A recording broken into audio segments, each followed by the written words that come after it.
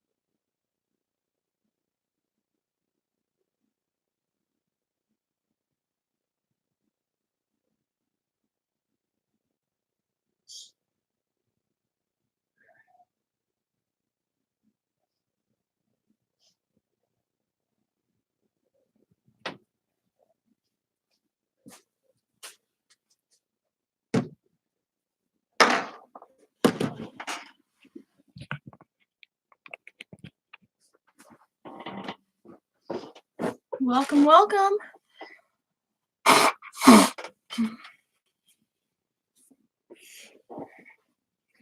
See if I can get my camera to focus.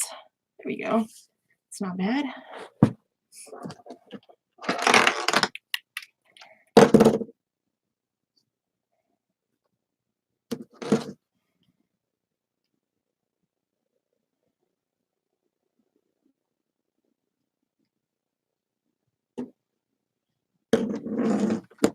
Hey, yeah, I'm doing really good. Thank you for asking.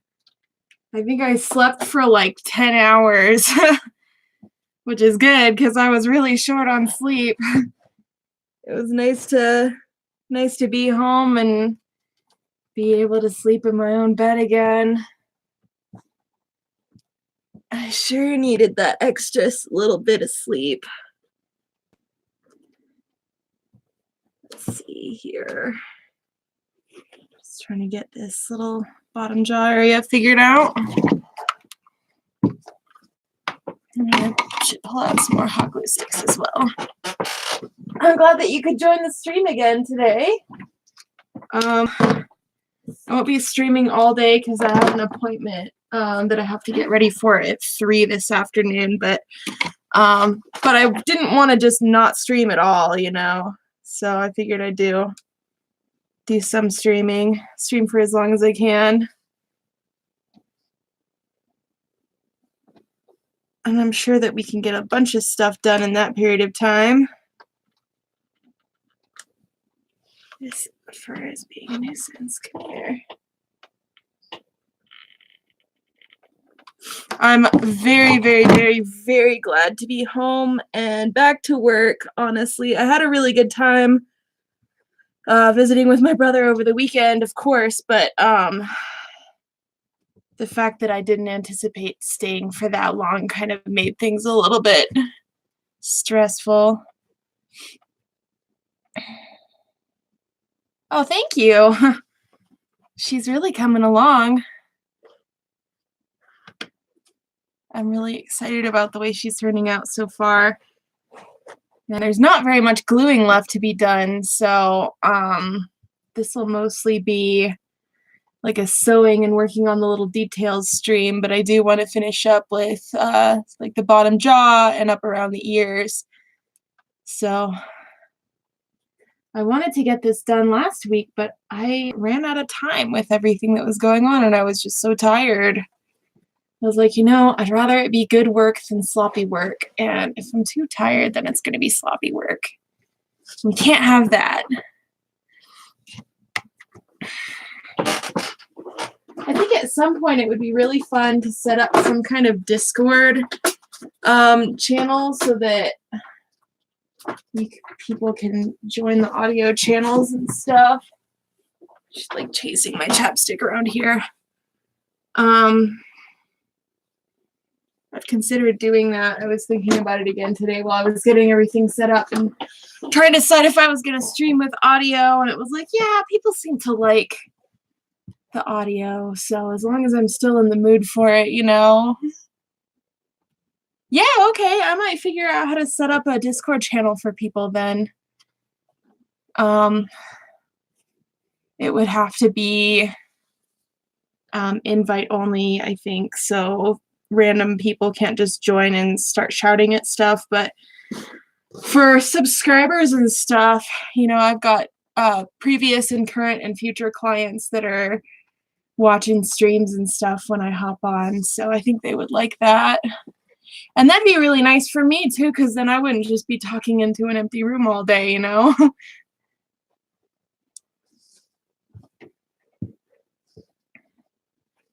She's really coming along. We're probably gonna get, let's see, it is, what time is it? It's 11. So I've got about 4 hours? Yeah, about 4 hours until I have to leave. So in that amount of time, I'll probably get the rest of the gluing done and the head and the neck sewn up and maybe some of the shaving done before I have to, oh no, the top came off of that one. Show me your pin. Yank, got it. before I have to take off for my appointment this afternoon. I'm very excited. I get to work out with my personal trainer again for the first time so far this year. I've been trying to get a hold of him for like 2 months. He finally had some availability, so that's really good. So I need to get that strength training going back again.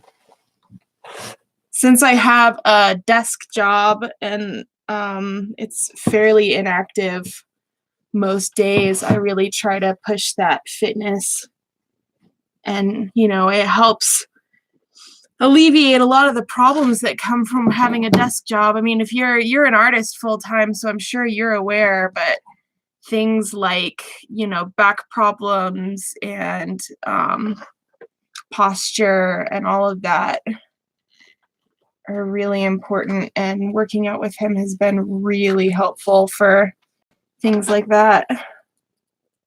And I haven't gotten to work out with him since December because of the holidays, and then he just hasn't been available for one thing or another. So I'm really excited to get back into that so that I don't have to be coming up with all of my own workout plans, Let's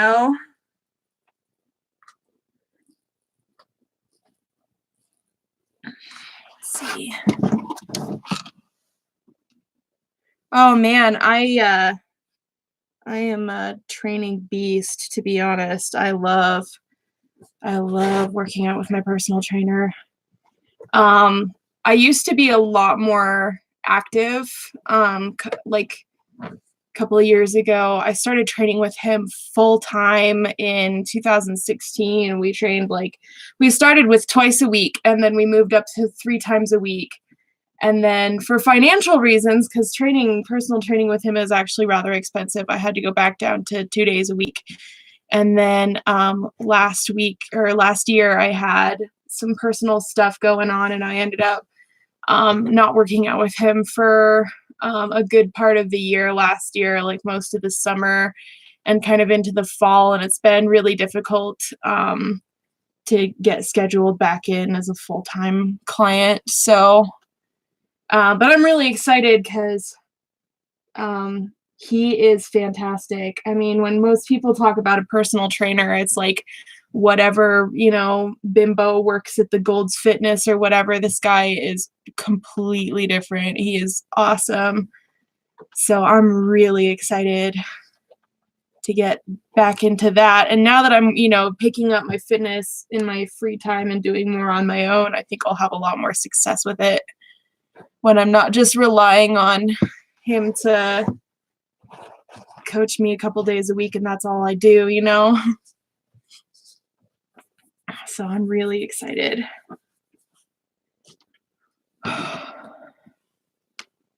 Oh yeah.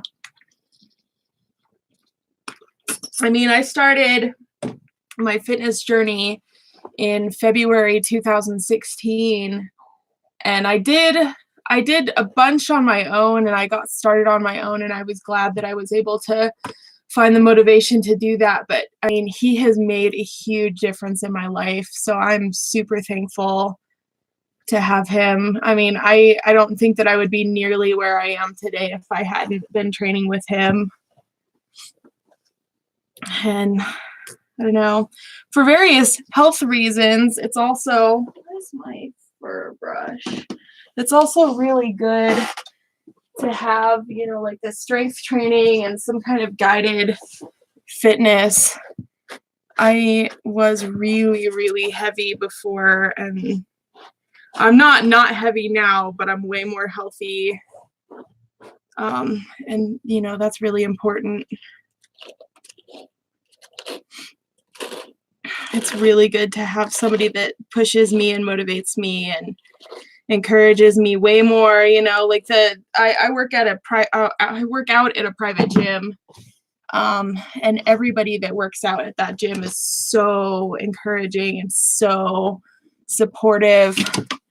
I have never walked into that gym and received a nasty or upsetting look or comment from anyone ever. quite the opposite. In fact, I'll have, there are other trainers that work out with their clients there, because the gym is only for people who are receiving personal training. There are no people that are just independently training there. I've had people who I didn't even know working out with other trainers come by and be like, yeah, you're doing really good, and everybody's super encouraging, which, I'm a pretty big gal. Like going, that's one of the reasons that a lot of people never succeed with their fitness journey is they go to the gym and somebody's nasty to them, or they give them a mean look and they're not supportive, and people quit because of that. And I'm glad that that's not the environment in the gym that I go to, because I started from the bottom for real. Like I couldn't even do a body weight squat when I started with him. So if people hadn't been so supportive, I don't know where I'd be today, but they are incredible. And I am so much better off and healthier because of it, which is good, because, like, well, hello, welcome. We're just chatting about the gym at the moment. I'm getting the last of this gluing all done. We're really getting it done.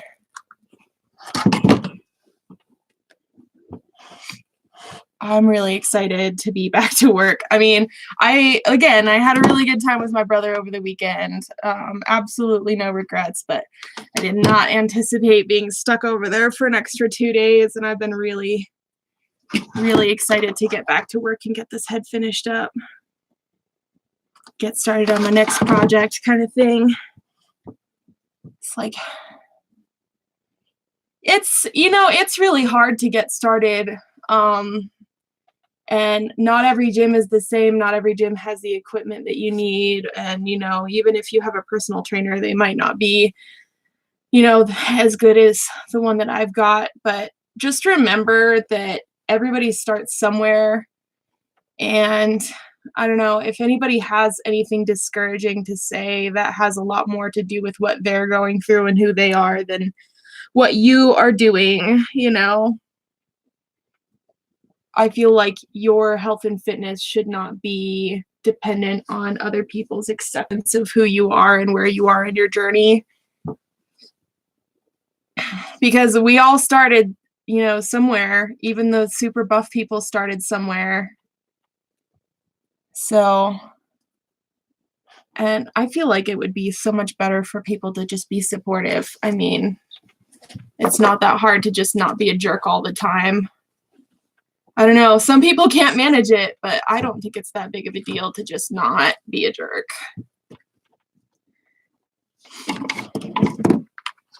Just my opinion.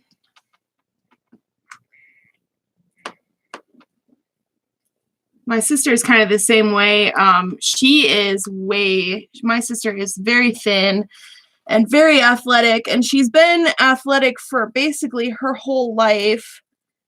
And having me be a bigger person, and she's really supportive of me, and that's kind of taught her how to be more encouraging and polite to people that she sees at the gym that are starting out.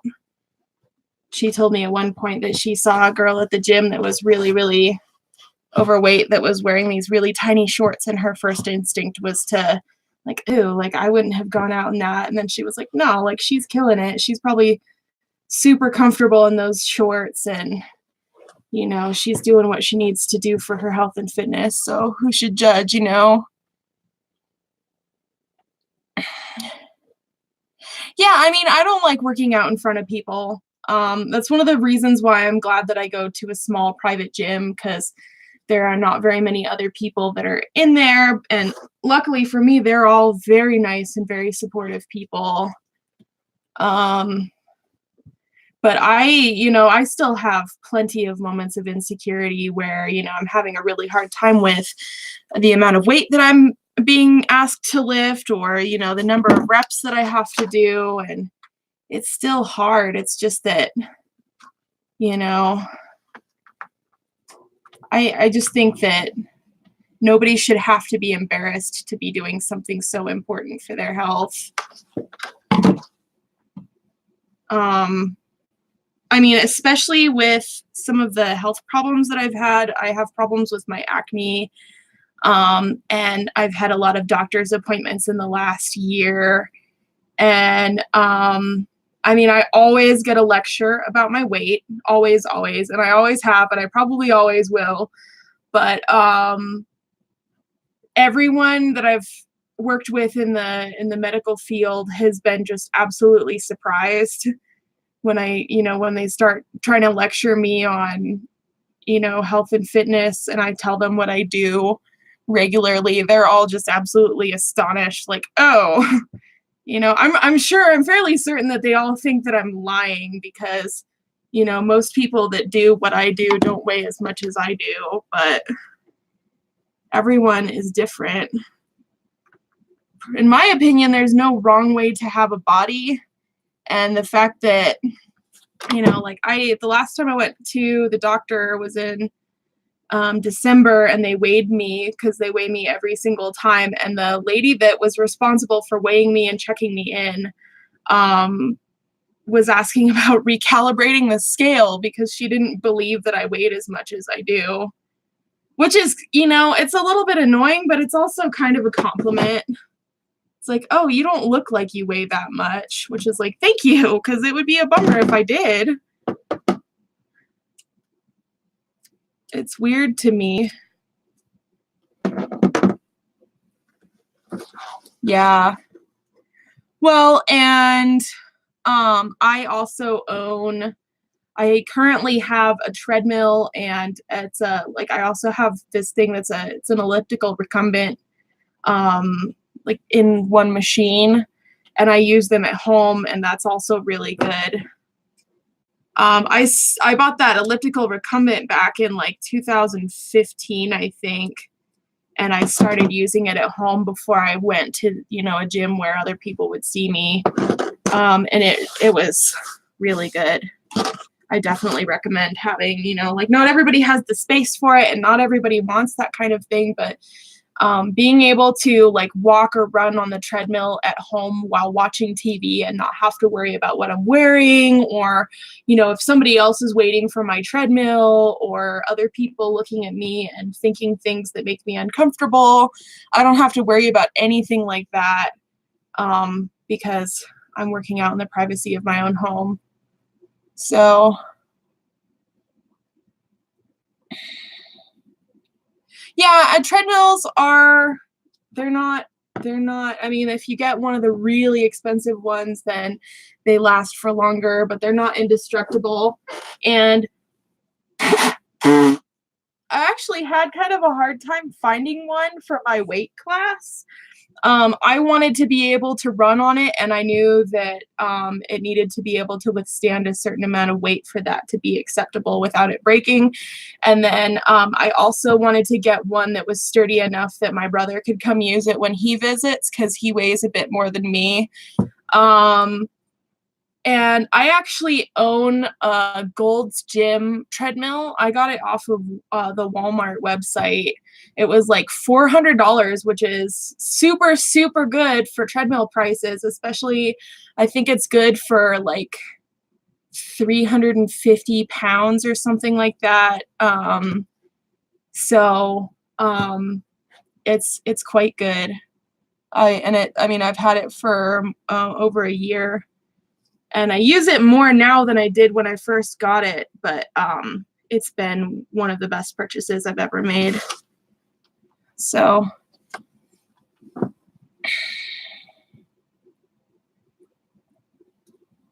yeah. Yeah, I mean, I pretty much always get told that I need to lose weight no matter what my problem is. They look at that first. And my sister is a nurse. She works in the ER, and it's kind of interesting to talk to her about what she sees in her daily life working there.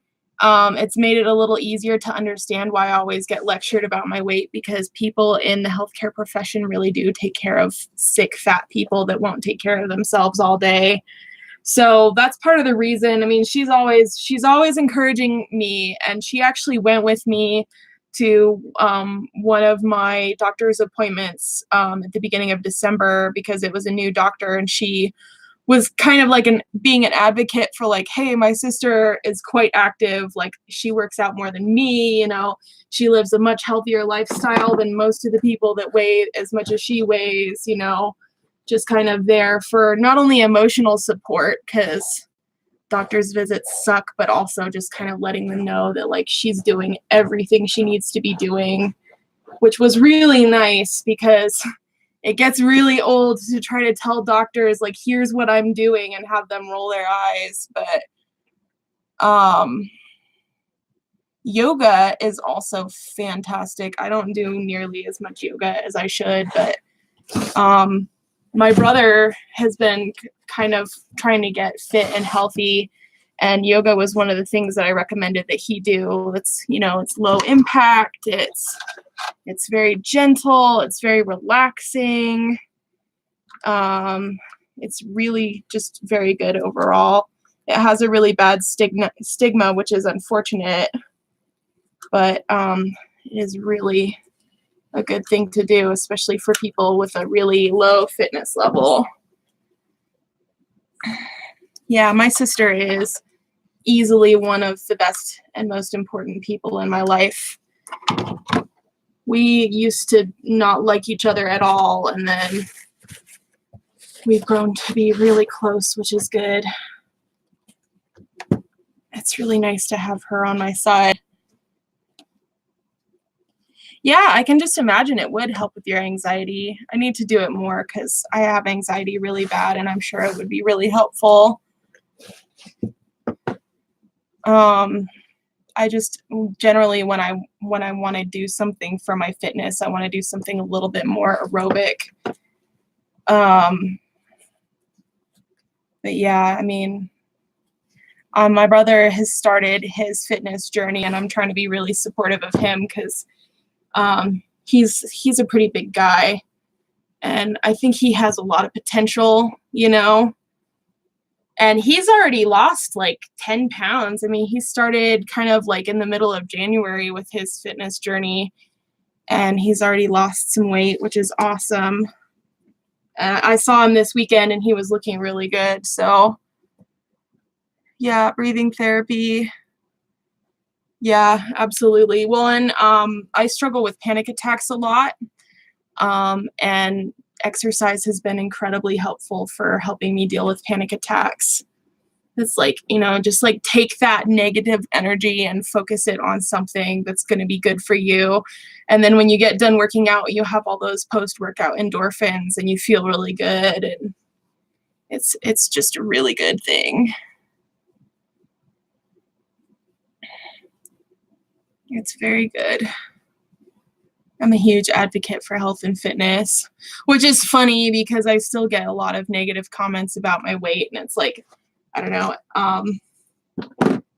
the last person that was really nasty to me about my weight, I asked them how much they weighed, and then I told them, yeah, I could back squat you, like be nice to people. You never know what they're capable of.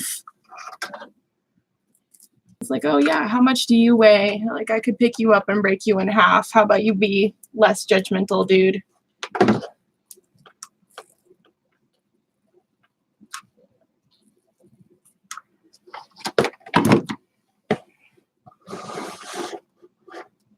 No worries. I love werewolves, so I was really excited to see a werewolf in my quote requests, Let's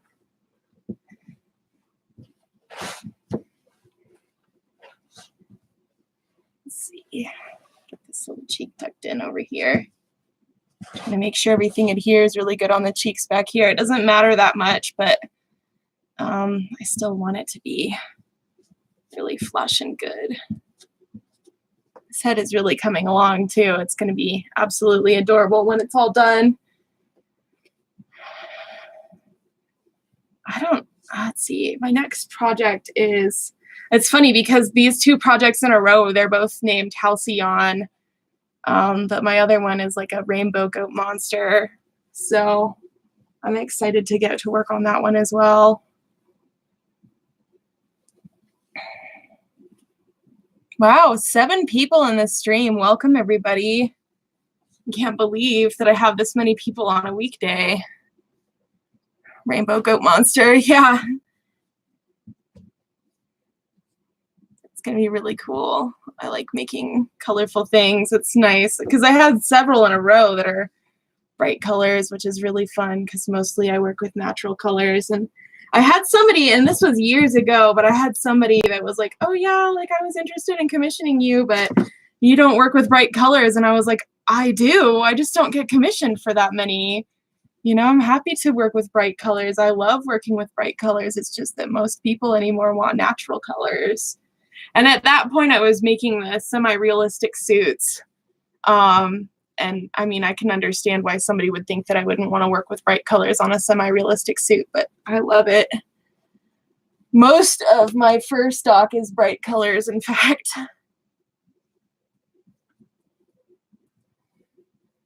But yeah, I will be doing more email work later, so don't worry too much if you don't get a response immediately. And obviously you can see like what I'm kind of working on here. But I try to do my emails before I get started with the day's work just so that people have them and they can send them responses. And then if I have enough time when I'm done with whatever I'm working on, I'll try to do them again in the evening. But sometimes I run out of time. And I'm kind of imagining that after my workout today, I'm going to be pretty pooped. So I'll probably be doing more emails this evening. Since it's been like 3 months since I last worked out with my trainer, I'm going to be so sore this week. But it's going to be really worth it. So I've been losing some weight. It's going to be really fun to see him because I haven't seen him in a while. It's really encouraging to finally be able to lose weight. This is like getting into the personal information a little bit, but I kind of wish that more people talked about fitness. My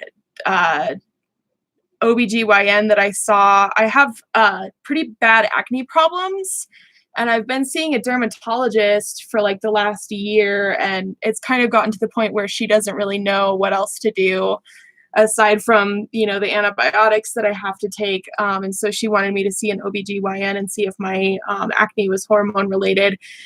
And my OBGYN, of course, he was a dude and not particularly friendly. And he was telling me about, you know, like, oh, like losing weight's going to be the best thing for your skin. And it's like, yeah, like I'm already trying to do that. I just haven't had any success with the rigorous diet and exercise program that I've been on. And they're trying to prescribe this medication for me it's supposed to be for people who are diabetic or pre-diabetic. And they're like, oh yeah, like, you know, it's this medication. And they tested me for diabetes. And of course, I'm not diabetic or pre-diabetic, which surprised them, but didn't surprise me at all. Because I'm actually quite healthy for the most part. But they're like, oh yeah, like this medication, you know, one of the main side effects is weight loss. And I looked into it the other day and it was like the list of other possible side effects with that medication was so scary. I'm like, no thanks.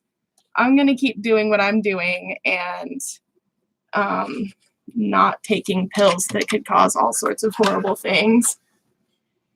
So I don't know. It'll be interesting. I think I'm going to find a new OBGYN because I don't really appreciate having the like male OBGYN that I worked with last time was pretty condescending about a bunch of stuff. And it's like, you know, if I'm going to get advice from somebody, I would like for them to at least have the same body parts that I do, you know, but I don't know. They want me to see an endocrinologist next. And I'm like, yeah, with what money? And whenever I tell them that I'm self-employed and I don't have insurance, there's always this like wince because they know how much this stuff costs. And it's like, yep, it's been very expensive. Yeah. Oh yeah, I'm not even eligible for Depo. because I'm already heavy and it generally causes weight gain. When I looked at birth controls, they told me the Depo was not an option. So, and I wish that they would have told me that my previous birth control was not an option because it caused a horrendous amount of weight gain. So, and with the limited amount of medical knowledge that I have, I mean, keep that in mind. I did help my mom study through nursing school. My mom and my sister are both nurses. So I have more medical knowledge than the average person, but, you know, I'm not a professional. The way that your body stores hormones in your fat can also be a huge problem when it comes to your skin, which is why they are telling me, you know, like you need to lose weight.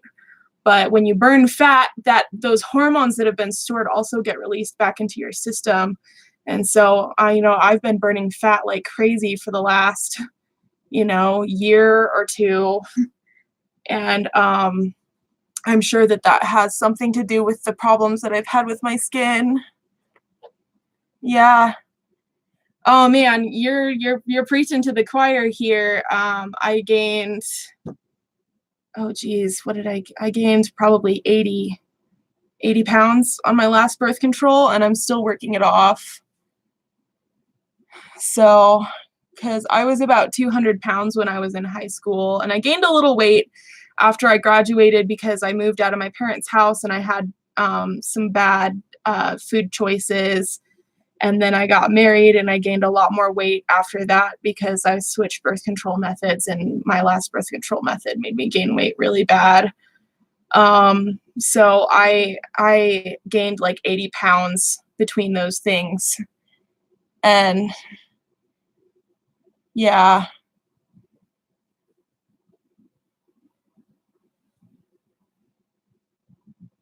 Yeah, I am really sick of everybody telling me that I'm going to change my mind about what I want in life, which is not kids. I don't want kids. I've never wanted kids, and I seriously doubt that I'm ever going to want kids because that's just not who I am. And they're all like, oh, you need to do this and you need to do that, and we don't want to give you these pills because they can cause birth defects and blah, blah, blah. And I'm like, that is not something I'm ever going to have to worry about. The first birth control pill that they had me on for various things, they actually recalled that. I found out about that a couple of months ago, that they recalled that birth control pill because it was killing people.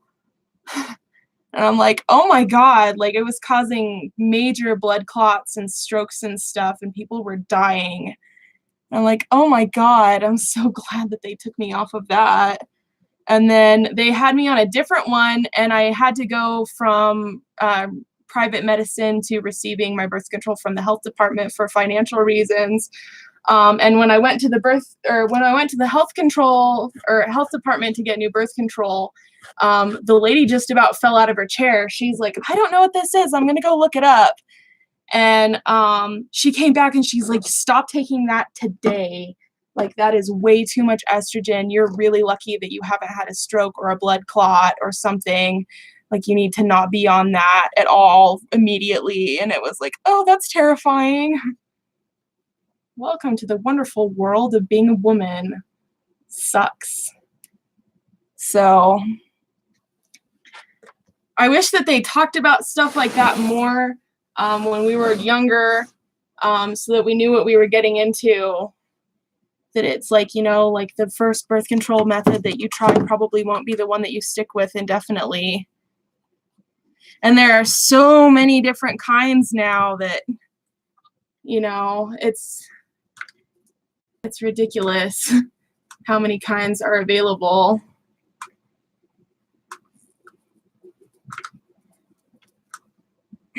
But yeah, I mean, I know some people that have the arm implant, the like Nexplanon or whatever. I'm also not eligible for that one because, again, weight gain. They only give that one to skinny girls, apparently. But weight gain is one of the biggest side effects of birth control, and nobody seems to talk about it. which is just ridiculous because it's like, you know, how many women in the world are on birth control and nobody talks about this?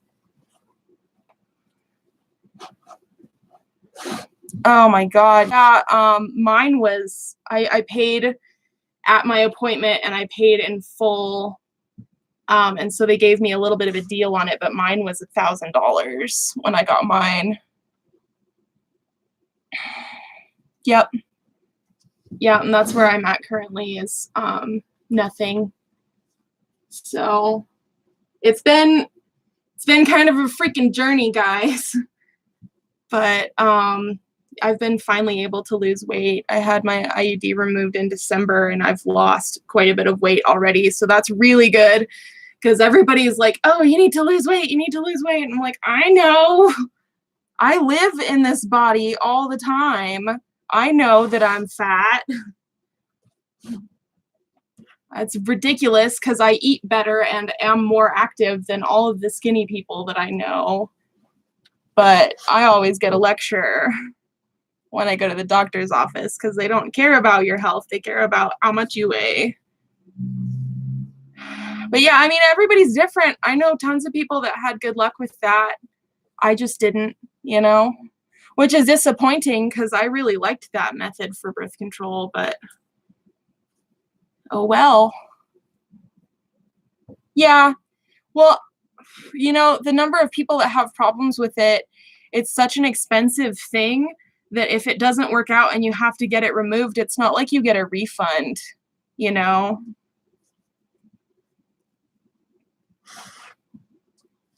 I mean, I had trouble with mine, but I know lots of people that had a way better experience. Well, that's good at least. But yeah, I mean, it's kind of crazy. It is astonishingly hot in here today. I might open up the door a little bit and get some fresh air in here. It's like I'm sweating. It's like a little early in the day to be sweating at my desk. Just get a little fresh air. Yeah, and that's fine because everybody's different, you know. I'm in full support of trying whatever you think is going to work for you, and it's rough, but sometimes you have to try more than one thing before you get something that works.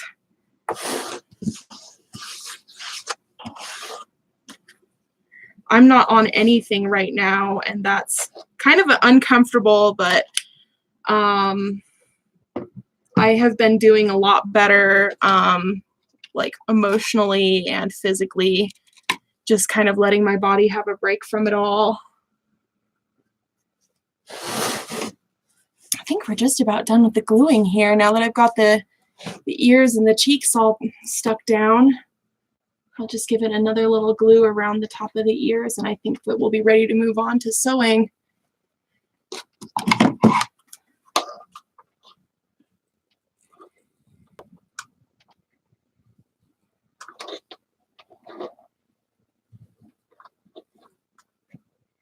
I just want to do the back of the cheeks a little bit too as well, so we'll do that here when we get the ears stuck down just a little bit more firmly.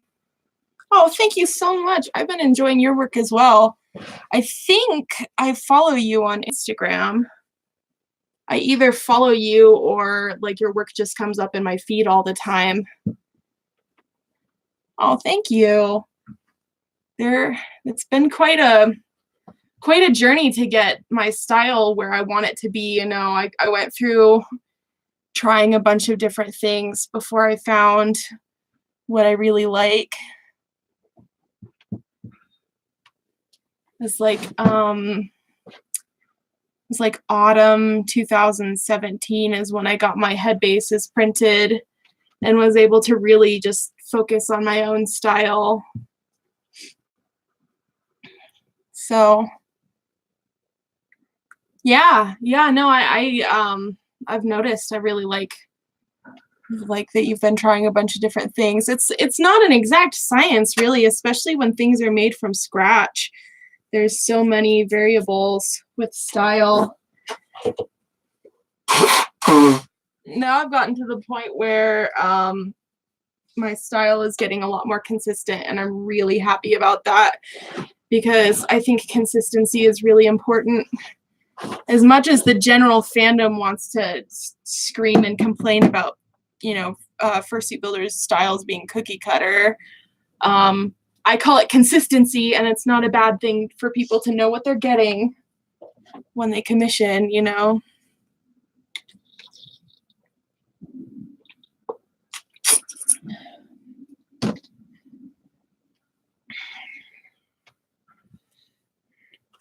Back when I was a condescending little shit, I used to think that other people's style or other people, like other builders, being cookie cutter was a bad thing. And then, like, the more I got into this as a full-time job, the more it was like, no, consistency is incredibly important.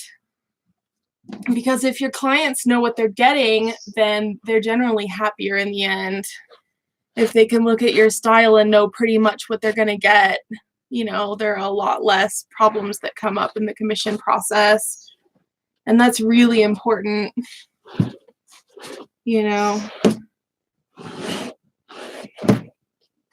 Happy clients are what our business is all about. Yeah, I think people just want to complain about things. I mean, because I've been trying to get further away from a lot of the fandom drama that's been going on just because it causes me a lot of anxiety. Every now and then I'll see or hear something that somebody said about another builder, or something that just a furry said about a builder in general, and it's like, oh, they're cookie cutter, blah, blah, blah. And it's like, dude, you can complain about, like, Made For You is my favorite example because they have built so many suits and their style is so consistent, and people complain about them and, like, Don't Hug Cacti for being cookie cutter or whatever, but that consistency is so important, and their clients are very happy that they know what they're getting when they pay, and that's just really important. And I think the fact that their style is incredibly consistent is really encouraging. So people just want to complain about stuff. I think that's basically what it boils down to, is that people just they will find anything to complain about. Whether, so, I mean, especially if you're carving things from scratch every time, it's really hard to be consistent. That's one of the things, I've received quite a bit of criticism over the years over my bases being cast and not carved from scratch, but my clients now are happier than ever, so obviously that speaks for itself. And I'm happier than ever because it takes so much time to carve everything from scratch every single time that, if you're going to get a piece of art that really is, like, truly one of a kind, completely custom, I don't know, carved from scratch, all the patterns from scratch, everything is completely new and custom. I don't think people understand how much that costs. Oh no, I wondered why I lost all the viewers. Sorry guys, it does that sometimes. I went from having a whopping 12 people to having like 3. I wondered what happened. I must need to update some kind of software. I'm not sure what causes that. It's been doing that a lot, and I'll have to look into it because I'm not sure why it does that, but I apologize for the inconvenience.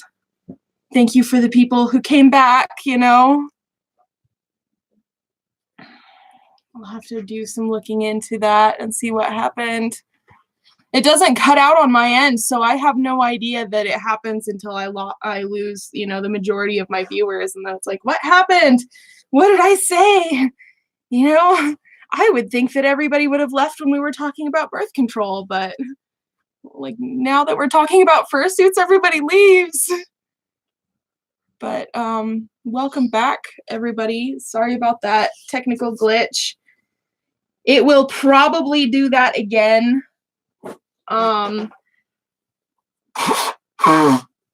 If I am going to actually close the stream down, I pretty much always say something to that effect. So If it cuts out like that, just a quick refresh should do it. Hopefully I can figure out what's causing that and get it to stop doing that, but for now, we gotta just keep working. We got the back of the ears area. This like back of the cheek area is glued down now as well. And that'll be the last bit of gluing that I really need to do. I'll do some touch-ups around the face and around the mouth because there's a couple areas that need just a little bit more specific gluing. But other than that, we're gonna get back into sewing here real quick. Yeah, I'm guessing it's YouTube. I mean, I didn't have problems with my camera before, so I wouldn't think it was that. And I haven't had problems with my laptop before, so I wouldn't think it was that. But I have like a small curse when it comes to electronics that things just don't work around me that well. I don't know what it is that does it. It's like a joke amongst my family and friends that I have like a biological EMT that just shuts things down. Or EMP, I mean, I'm sorry. A biological EMT. That'd be funny. That just like electronics just don't work that well around me. But yeah. Yeah, I'm really enjoying working with these colors. My webcam doesn't do them any kind of justice. They're very bright and colorful. I'm really glad because I really like working with, you know, and I don't get to work with yellow that often. So, you know, I even had some yellow that I was going to use on bokeh that I ended up using a different yellow. Yellow? Oh no, it wasn't yellow, it was a beige. I got this for working on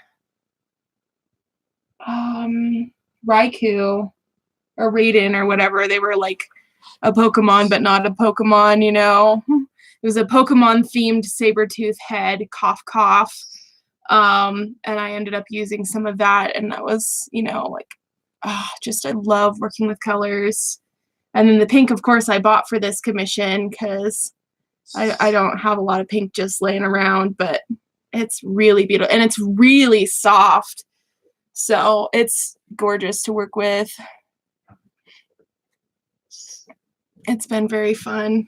I really love getting to work with bright colors, and I'm really excited for, of course, also my next project because the fur is, I don't know how many of you are familiar with the rainbow coyote that I built a couple years ago, but it's that same fur that I get to use for my next commission. It's that really pretty like rainbow tipped fur, so I get to use that for my next one. I'm like, yes, I love working with color.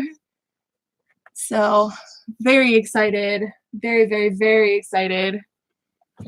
And then the next commission I have after that will be browns and black and white, I think. It'll be Elios Griffin 2.0.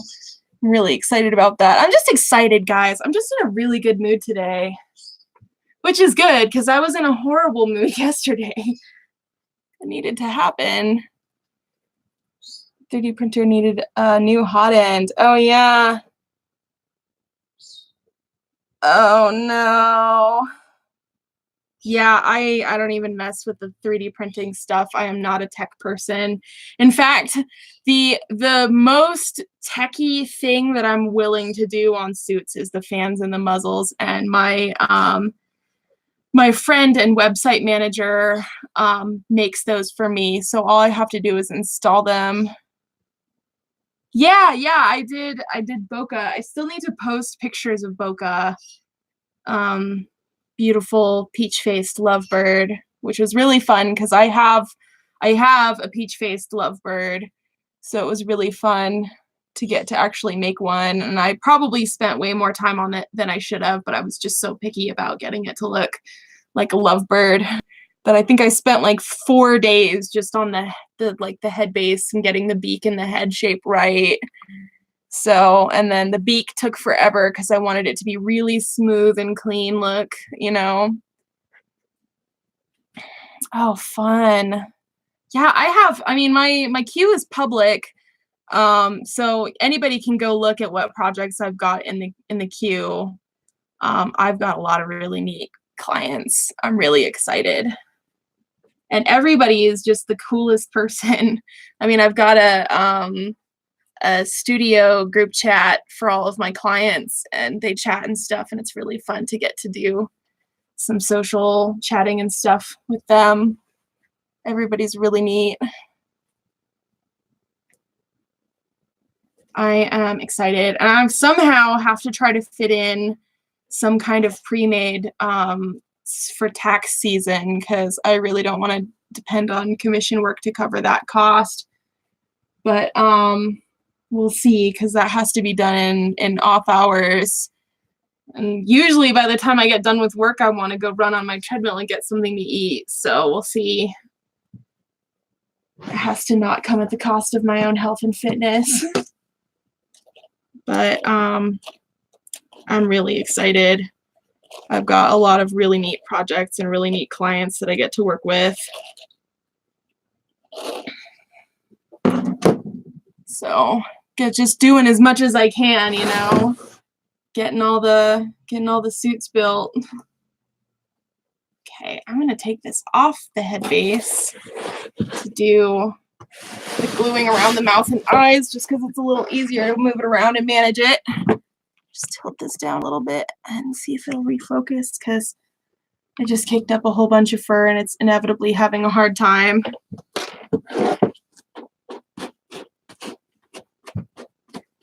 It's absolutely useless to brush it at this point, but I just really like brushing it. But let's see. Just gonna brush this fur all the way from the eyes for a second. Try not to gunk this up. Do some pinning here too.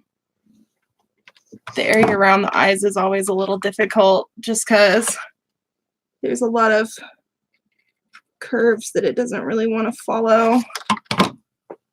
Things don't want to stay. Where did my pin cushion go? Oh, it ate it. Come here. She ate my pin cushion. It's just a bad dietary decision, but I know it looks like a tomato, so I understand. She's just trying to eat her fruits and veggies. Come on. Tomatoes, I guess, are technically a fruit, but whatever. It's like the grossest fruit. I love tomatoes. If they were classified as a vegetable, I'd be like, yeah, but the fact that they're classified as a fruit is like, what? Are you kidding me? She eats my pincushion. I'm just proud of her, making good decisions. I understand the appeal. I mean, doesn't it look delicious? It looks delicious to me. I could go for a really good tomato right now. It's not tomato season though. My mom has this really big garden, and she grows tomatoes every year, and man, you've never even had a tomato unless you've had a homegrown tomato. The ones that you get at the store don't have any flavor compared to a homegrown tomato. It's funny too, because as a kid I hated tomatoes, and now that I'm an adult I love them. I wouldn't just sit down and eat a raw tomato like an apple or something, but I do really enjoy eating them. Thank you.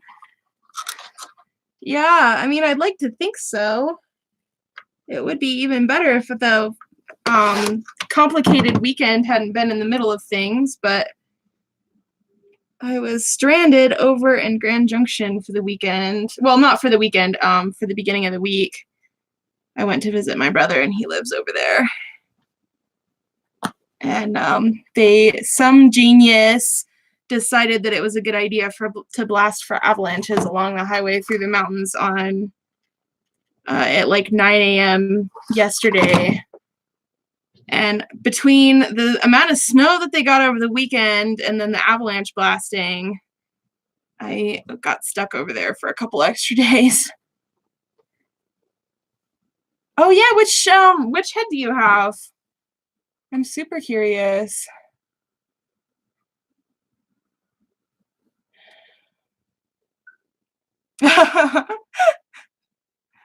That's really encouraging. It feels like it's taking a little longer than it should have just because I had that extended weekend in the middle, but um, I'm glad to be back at it. We're gonna get her all finished up this week for sure.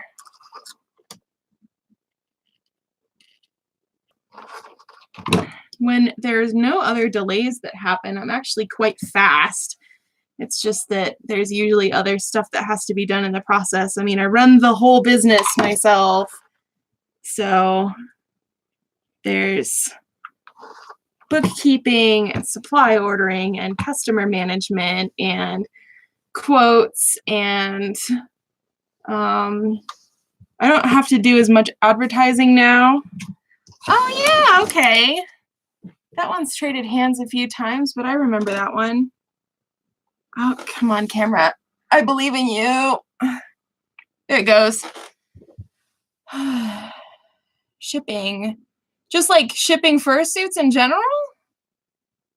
Because I also do that, obviously. Anything that has to do with business is my job. I've had people be surprised by that in the past. They're like, "Oh, like how come it takes you so long to ship stuff out?" I'm like, "Because I have to do it all, man. All of it, all the building and all the shipping and all the client work and everything." Oh yeah, you just I generally pack full suits in a Home Depot large box. I pack them in either a vacuum bag or trash bags, so that if the box gets wet, the fursuit doesn't, receive any damage. And I vacuum pack them all down into a big box and then just ship them out. The post office always kind of cringes at me when I ship out like a full suit that's got padding or something because the box is so big. Every single time the dude at the post office was like, I don't know if we're gonna be able to ship this. It's really big. And every single time it's like just under the limit. And they're like, okay, like I guess it'll be fine. I'm like, yeah, we've been through this several times, my dude. Well, I'm really glad that you love her. It's been so long since I made her. It seems like ages and ages ago, so much stuff has happened since 2014. The beginning of 2014 is when I started fursuit building full time. I've moved. Oh geez, how many times have I moved since then? 3? I think 3 times. It feels like more than that. Oh yeah, sending it all the way across the world is really, really scary, which is one of the reasons why I always tell my clients, like, please let me know when it gets there. I mean, the threat of the post office losing a package or it getting lost somewhere along the way is really terrifying because they have rules about how much you're allowed to insure packages for, and most of the time it's not as much as the fursuit is worth. So, yeah, comics. Well, trying to send something that isn't meant to be bent is just a nightmare because I used to do badges, and the post office absolutely adores bending envelopes that say, please do not bend.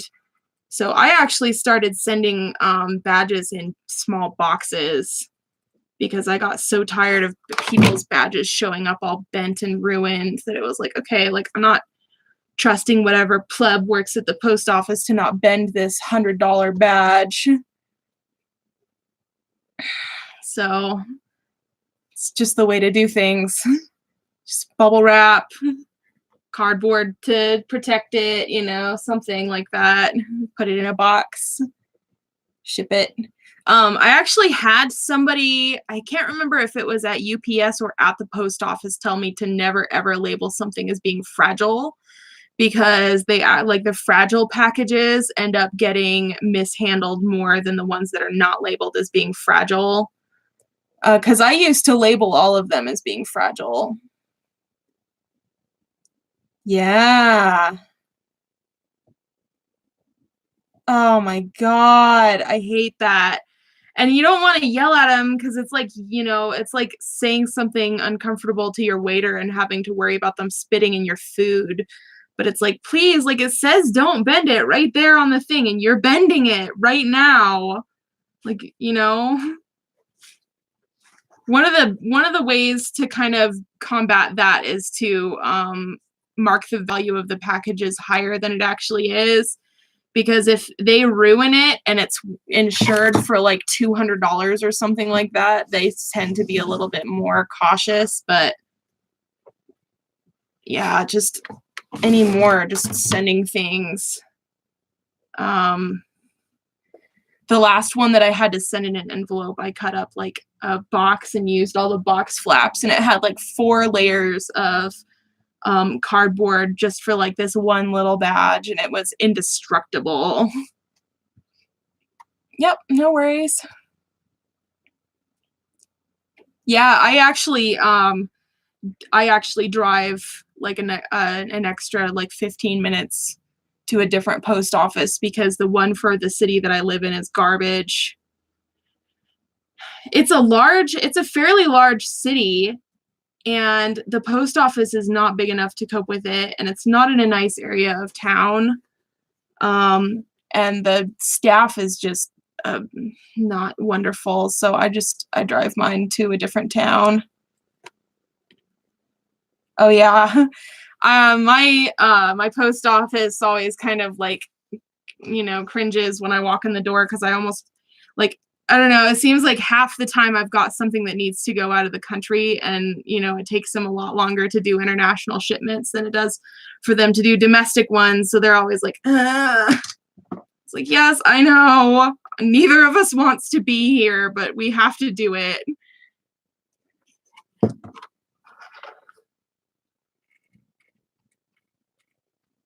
I think the old guy that works at the post office that I go to has a crush on me because he's always a little bit more friendly than is really completely comfortable, but I just think it's funny.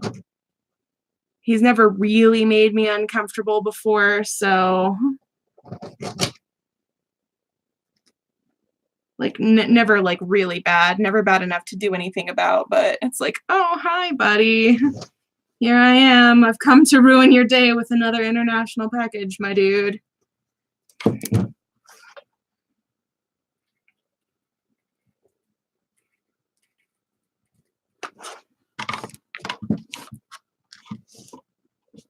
Yeah. One of the ladies that works at the post office I go to, whenever I bring in a big box, she's always like, so what's in this one? Because she knows that I make fursuits for a living. And so I almost always have some kind of picture to show her, like, oh, here's what this one is. And she's always really friendly, which is nice. I used to be kind of nervous about telling people what was in it, but people are either friendly and supportive, and that's awesome, or they're not, and they can eat a dick. So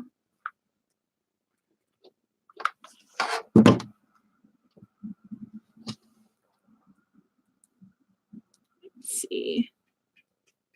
Just about done with this. I think some of the fur around the mouth will need to be trimmed up, but that's fine. Most important thing is that it gets glued down all the way.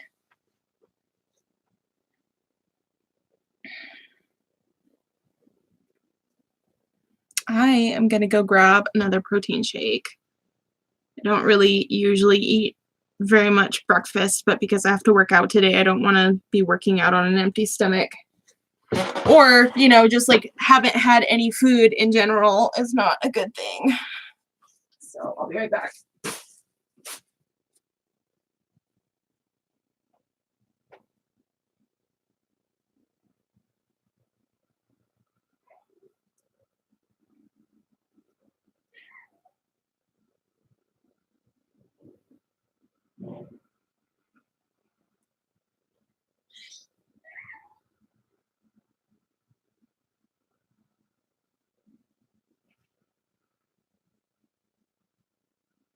Okay, I'm back.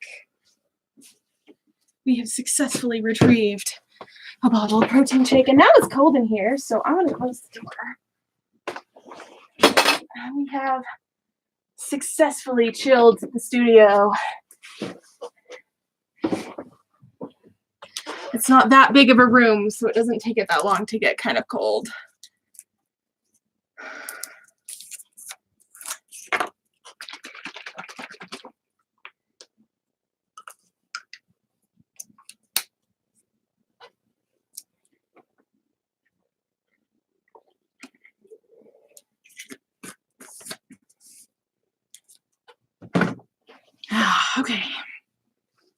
back at it again.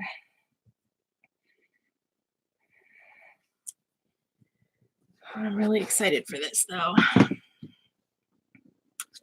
I think we're done with the glue gun for now. Go ahead and retrieve all the pins from around the eyes. I still need to make a hair poof for this gal, but hair poofs get done like last. So she's gonna have a really cute little pink hair poof. Quite excited. I love making poofs. Making the poofs. Who would win? Your willingness to be cute or one heck of poofy boy? Very cute. Let's see, I think that's all of them. Either way, we will find them because I hit a pin one time with my clippers, and that was terrifying. It's been a long time since that's happened, just because I check really thoroughly for pins before I shave now, and it was an old pair of clippers, so that's good because it was like a $30 pair of wall clippers for hair, and I don't use those anymore, but it ruined my clippers. So I have base prices for, oh wait, hold on. There's more messages than I thought. Let's see.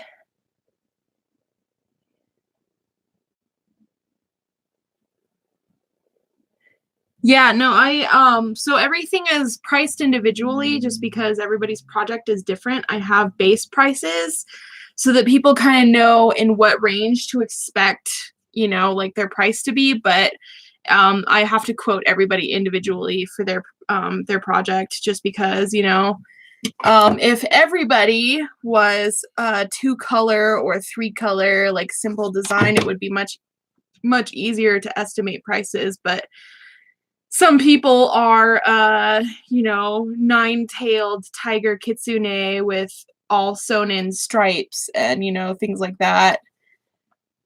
They take double the amount of time that a regular design would. So it's all pretty individual. But I do have base prices listed on my website so that people can get an idea of, you know, what to save for. And then that makes my job easier because I didn't used to have my prices listed anywhere, and I got a lot of negative comments from people who didn't know what to expect. That it's like, oh yeah, like, you know, I like your work, and they get fill out a quote form, and I quote them like $4,000, and they're like, what the hell? Because apparently they just didn't know how much fursuits cost. And it's changed over the years, but it seems like the higher my prices get, the less of those people that I have to deal with, which is bizarre because you would think it would be the other way around, but yeah, no worries. It's all part of the process. I mean, there's not really, I mean, if there's anything that I feel like I shouldn't talk about, then I won't, but there's no reason to keep that a secret.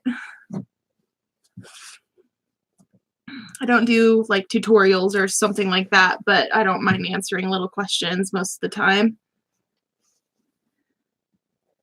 But yeah, I mean, running your own business is so rough. I mean, I'm sure you have a good idea of that already, but it's a lot more work than a lot of people think it's going to be. My brother wants to start building gaming PCs for people and move away from his current work field. And while I am incredibly encouraging, for, you know, of do what you want to do with your life, I know that he doesn't know how much work that's going to be. But right ahead, got him. Eventually, it'll be good. It'll be really good. Eventually, at some point, I'll have time to make something for myself. But where I am right now, it's like, oh, like I really wanna like if I have free time, it's gonna be for work on something that I can get paid for, cause bills. Um, and then other than that, it's like, oh, I don't know. By the time I get done doing either that or working on regular commissions, I'm exhausted. So let's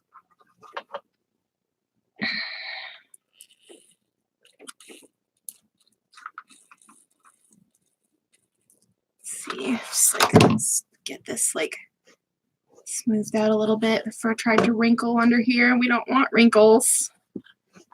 Um, yeah. Yeah, I mean, I think especially in that industry, it's really weird that most people just have no idea how much art costs. Because I've seen people where, and especially when you get into the furry side of things, like the furry fandom undercharges by quite a bit for their art. I mean, if you went to a design company and asked them to draw your fursona or something, you'd be paying like $500 a piece. And yet you can go to tons of artists in the furry fandom and get a full color picture of your fursona for like $50. But and that's something, Victoria, for sure. Every single time I raise my prices, I have noticed that I have a lot less problem customers. Um, it's it's a little sad, the number of people that are really entitled when they are paying less for a commission. Because I've raised my prices like, I don't know, like 8 times over the last, few years, and every time I raise my prices, I get less and less of the problem customers. Well, I mean, with art, it's really difficult to charge what you actually want because it's a fairly competitive market. Um, and, it really depends on your client, but most people can just go find somebody who will do it for cheaper. And cheaper doesn't mean better, but some people don't care. Yeah. Art isn't, it's a lot of, well, and people compare it to going to Starbucks or something when it's not that. It's like getting a suit custom fitted, like on the Hollywood Walk of Fame or at the Oscars or something. You would be surprised how much those people pay for their custom garments. And yet people don't understand that, custom fursuits cost a lot of money. I don't know. I don't know why that is the case, but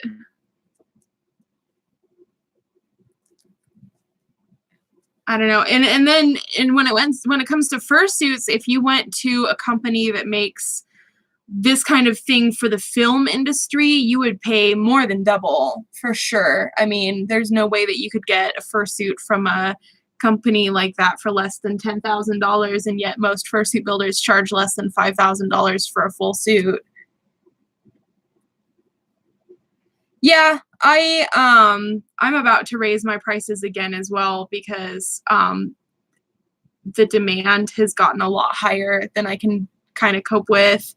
I raised my prices in the middle of last year because the demand, I had so many people trying to commission me and it was really overwhelming. And when it gets to that point, like if you have more people trying to commission you than available commission slots by like double, it's time to raise your prices again. I think a lot of people get salty about the prices, and it's like, Autumn Fallings, and it's like Multicolor Bark now. I don't remember. Um, they received a lot of flack several years ago for charging like $5,000 or $6,000 for a full suit, but they were in such high demand, and $5,000 or $6,000 is not an unreasonable price for a full suit, especially when you're talking to somebody who has 50 people trying to get one commission slot.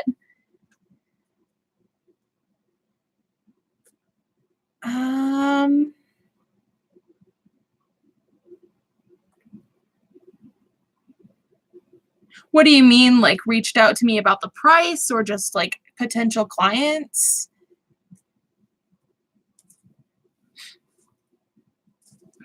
because I've lost count of how many people have criticized my prices, but that's one of the reasons why I don't vend at conventions anymore, because I got tired of sitting at a table and having to listen to people tell me how unreasonable my prices were for a weekend.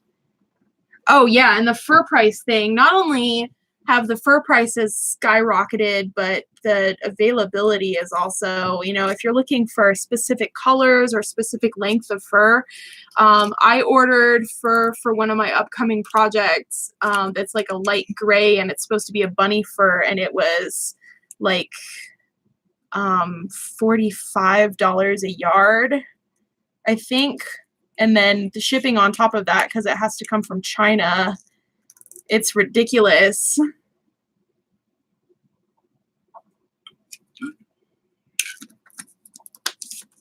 When I started building fursuits in 2009, I think Distinctive Fabrics charged like between $15 and $20 a yard, and that was the standard. And now $35 to $40 a yard is the standard. So it's, you know, more than doubled. And then I know I do this, and I know other builders do this, but a lot of times we order fur in bulk. So, you know, when I order white or black luxury shag, I order it like 15 yards at a time, because that's a bolt that I can still pick up and carry around, but it's enough that I get like some kind of bulk discount. And then I don't have to constantly order it and depend on the company that I need to order fur from having what I need. So, oh my God, I get that all the time, especially from Instagram, because a lot of the user base on Instagram is young to mid teenagers. I mean, if I had $1 for every time I have received a message from somebody saying like, you know, I have $100 or $200 or $300, make me a full suit, I could probably make a fursuit for that, like the amount of dollars that I would have from that. Hundreds of messages. People getting mad about like, how come your suits are cost so much? Or, you know, I've directed a few like younger, I don't know, most of the time I don't know how old they are when they message me on Instagram. It's just kind of a feeling, but I've had a lot of the younger crowd be like, oh, like, what are your prices? And I'll send them to my website and they come back with something negative to say. I get that a lot, all the time. But it's the price of doing business. It's unfortunate that that's the kind of feedback that we get, considering that what we're doing, like, this is a luxury item. This is like a tailored suit or a diamond necklace. You don't need this. This is a fun luxury item.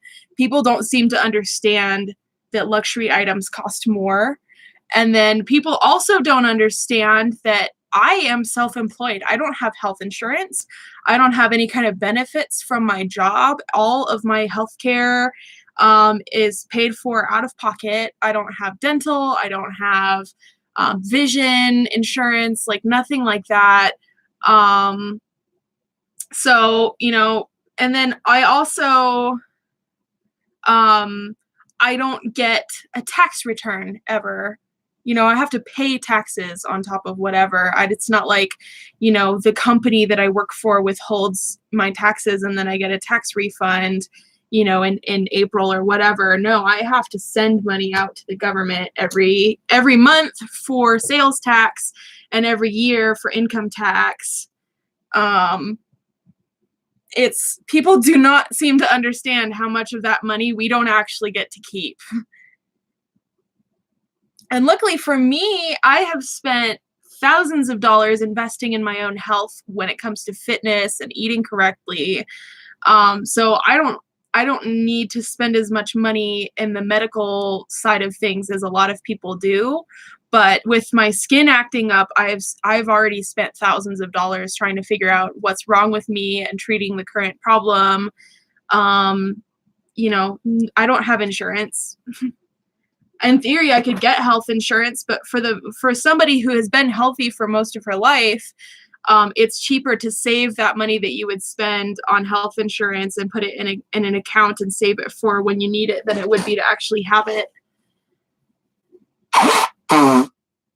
And then if you do have insurance, you have to find providers who will take the insurance that you have, which is also another struggle. And yeah, taxes are absolutely brutal. Okay, let's see. Let's get some heckin' sewing in here. Where is my needle? Needle! There it is. It's got black thread on it. That's why I couldn't find it. But yeah, taxes. It's getting to be that time of year, and I'm just already like really not looking forward to it. I have to prepare all of my own stuff, and I am still trying to decide if I want to take my prepared information to a place and have them file for me, or if I want to do it myself again this year. It's cheaper to do it yourself, but the risk is higher, I guess.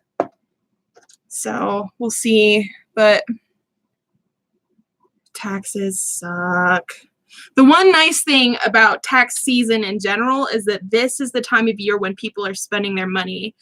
I took most of my year's commissions last year between the month of February and April, you know, because that's when people got their tax refunds and that's when they have extra money to spend on luxury items. So this is the time of year to be open for commissions, because this is the time of year when people are spending their money.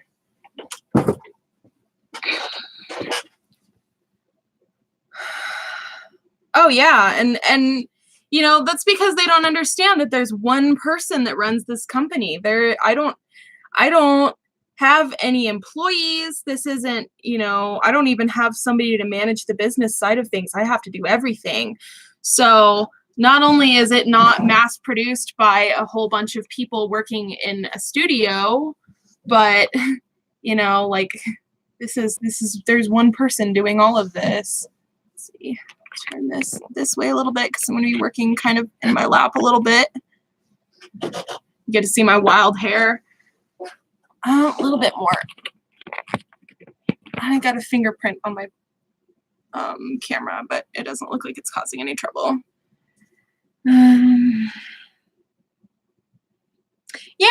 Yeah, people have no idea, and they think that for whatever reason, because you're a small individual company, that you're going to cut them some kind of break, which is completely the opposite. It's like, you know, I have to make a living too.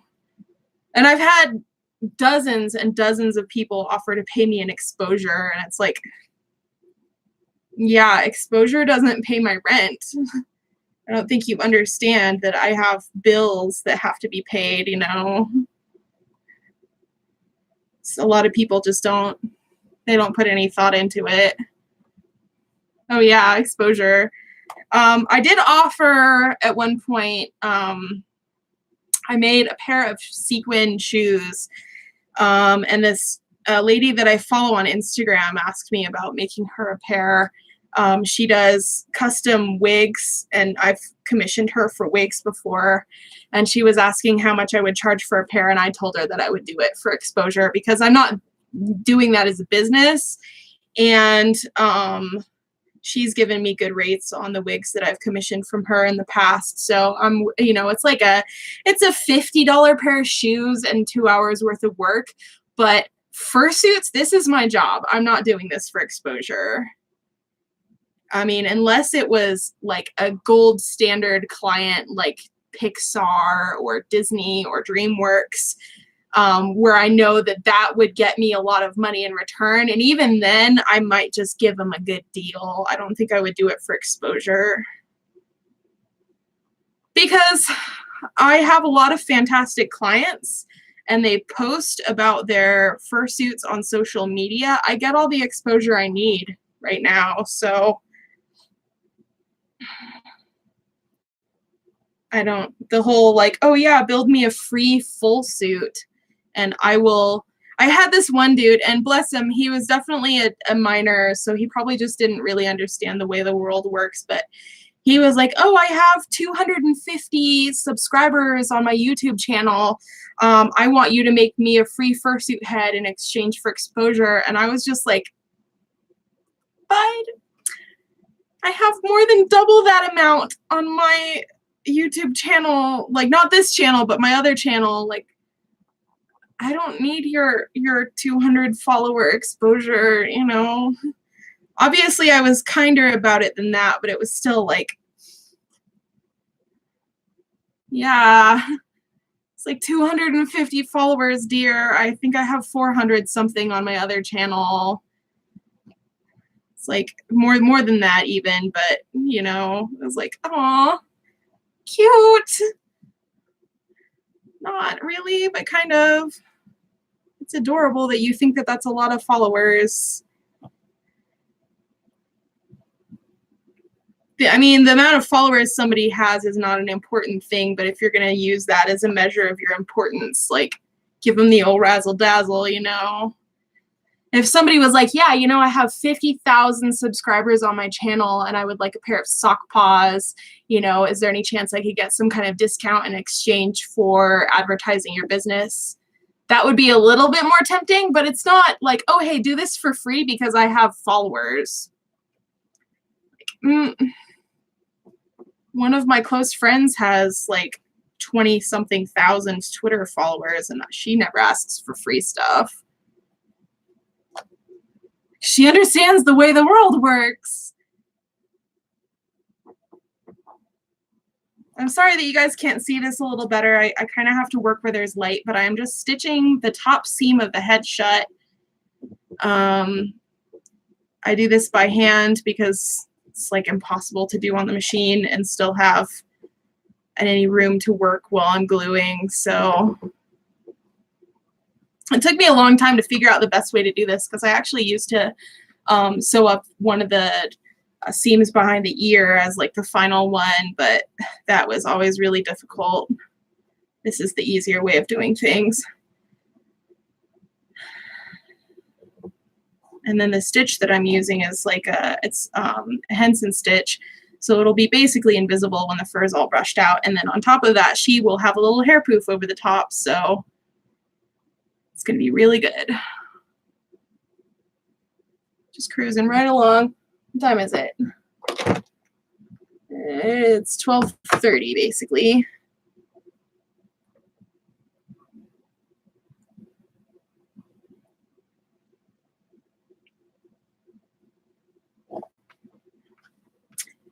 But yeah, I mean,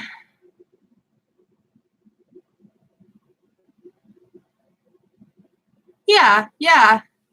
I mean, if it's worth it to you, you get to be the person who decides if you want to take something like that. If it's worth it to you, that's totally fine. It's like me making the pair of sequin shoes for that person on Instagram. It's like she has, you know, actually, I'm going to look it up because I don't want to misspeak. How many followers does she have?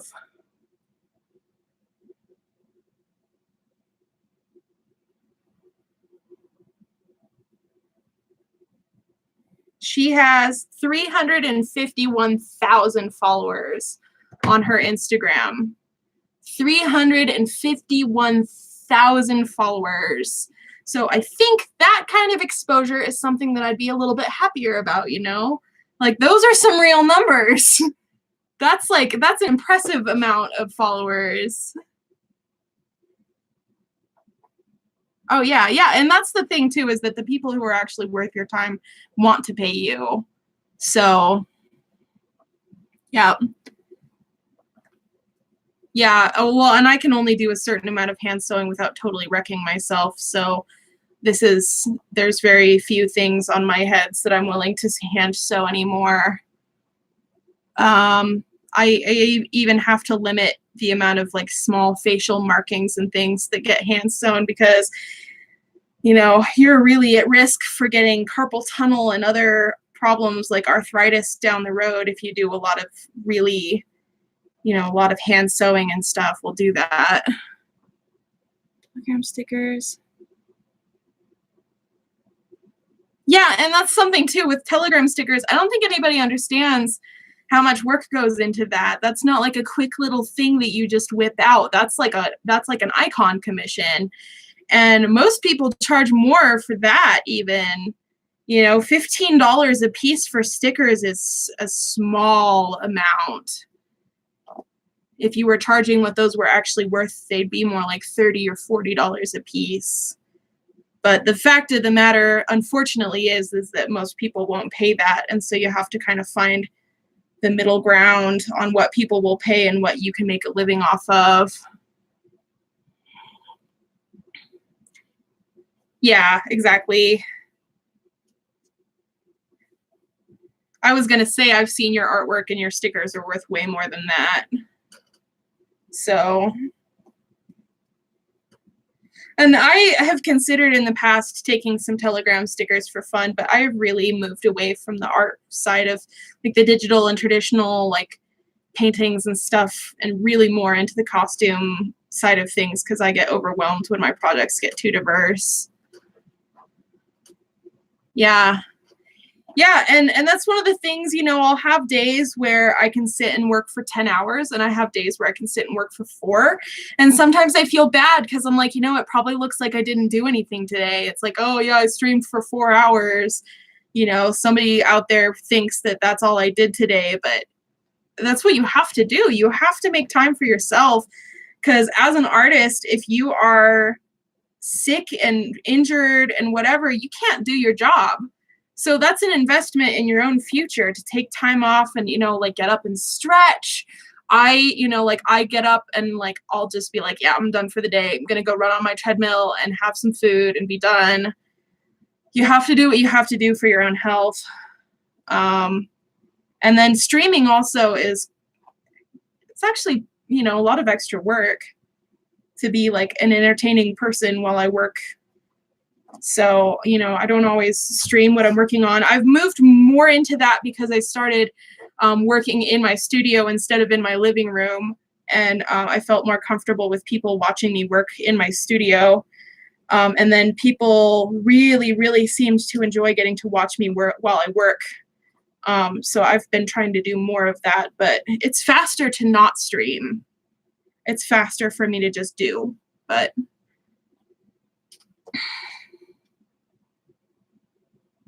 yep, exactly. You have to be really careful. I think Ritz Bits is just dealing with carpal tunnel in one of her hands now as well.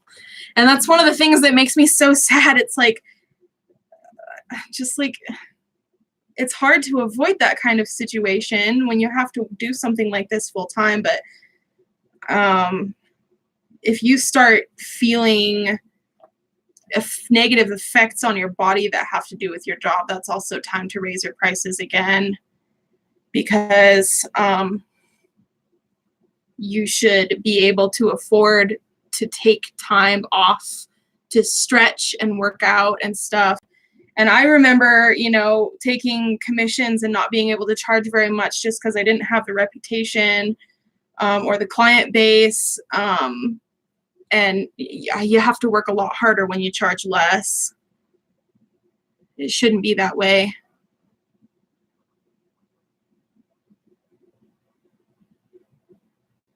Yeah, no, I also have a hard time relaxing. I worry a lot about my clients and what their needs are, and I'm behind on my queue right now, which doesn't help because I had some stuff happen last summer, including my grandpa passing away and having to take time off to grieve and go to his funeral and stuff like that. It put me behind a bit.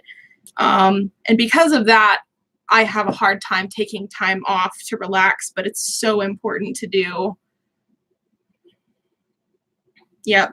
Well, and I also work faster when I've got music, but because YouTube is so strict about music copyright, I can't have music going in the background. I could if it was not copyright based, but all the music that I like is. So, you know, if I've got YouTube going and I've got some kind of music going, then I work faster. But when I'm streaming, I can't stream with the music that I want to listen to. So,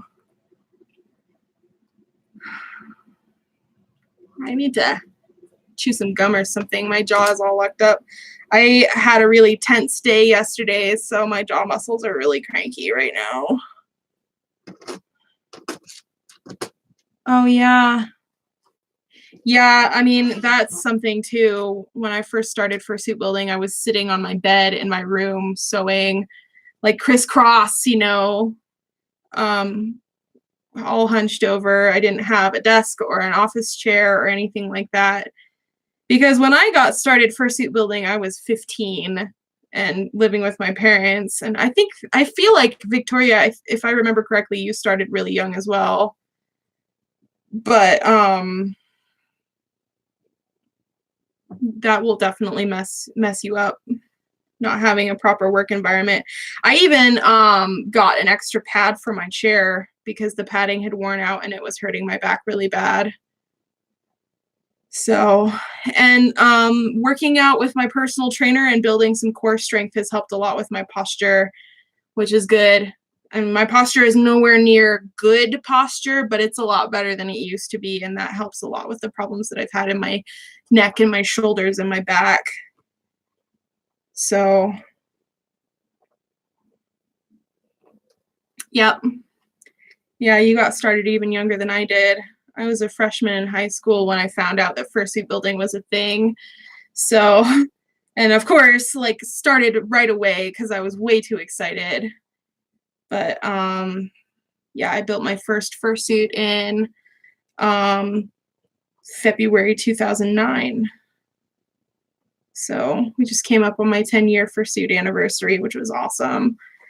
It's hard to believe that it's already been 10 years. I mean, on one hand, it feels like longer, and on the other hand, it's like, what, 10 years? Like, I'm not that old. But I love it. I'm glad that I get to do this for a living because this is really, something that I love. A lot of people are not so lucky with their job. My brother and sister are both drooling over the fact that I have a career that I enjoy because they went to college and I didn't. And they went into the career choice that they went to college for, and both of them are not happy with their jobs currently. And it's like, of course, it's easy for them on the outside looking in at what I do and the fact that I enjoy my job to go like, oh, I wish I could do that. It's like, no, you don't. You would hate it. They're not, I don't know. They're not artists in the same way that I am. So I think that they would have a lot harder time with it than they think, but thank you. Yeah, 11 years. Wow, congratulations. It's quite a feat. You've been building fursuits for 11 years and you're still only charging $3,500 for a full suit. Like, that's, I can't even imagine. Time to raise your prices, girl. Time to raise those heckin' prices. I currently charge $3,500 for plantigrade and $4,000 for digitigrade. But obviously it depends on the design and it usually ends up being more than that. But, well, and now that I've gotten into the higher price range, I have a really hard time quoting people because I can't imagine paying $4,500 for like my character being built as a fursuit. And so it's like, oh, like I feel weird charging this much money because I could never pay that, I would never, I don't think that I could ever see myself commissioning like a $5,000 full suit, but I'm not as into it as I used to be just because this is my job. Yeah. Posting, because I know you post on Instagram. Posting on Instagram is a good way to do it. Twitter is good. The more social media, the more often you can post, the more followers you'll get. The more followers you get, the more likely you have potential customers in there. My bestie, Skizu, she's a very talented digital artist, and she's currently working on her customer base because she's fantastic. She can turn out a piece very fast. Her prices are all super reasonable. And she still has a hard time finding clientele, despite the fact that she actually delivers her commissions in a timely fashion and her prices are fantastic. And I'm like, girl, hit up that social media. Like, she just recently made a Twitter, and I'm like, get it. More followers you have, the more likely you are to be able to, do what you need to do for a living.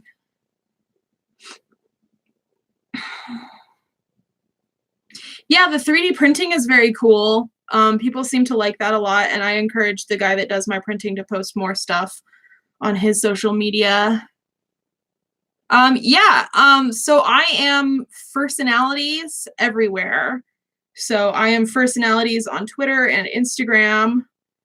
I have a Fursonalities on Furfinity, but I don't use Furfinity very much anymore, for multiple reasons. Let's see, I'm trying to think. Fursonalities on Telegram. I don't think I really advertise in any of other places aside from those for the most part, but Twitter and Instagram, if you can get a good follower base on those, you don't really need anything else. Yeah, I don't currently have a personal suit either. Yeah.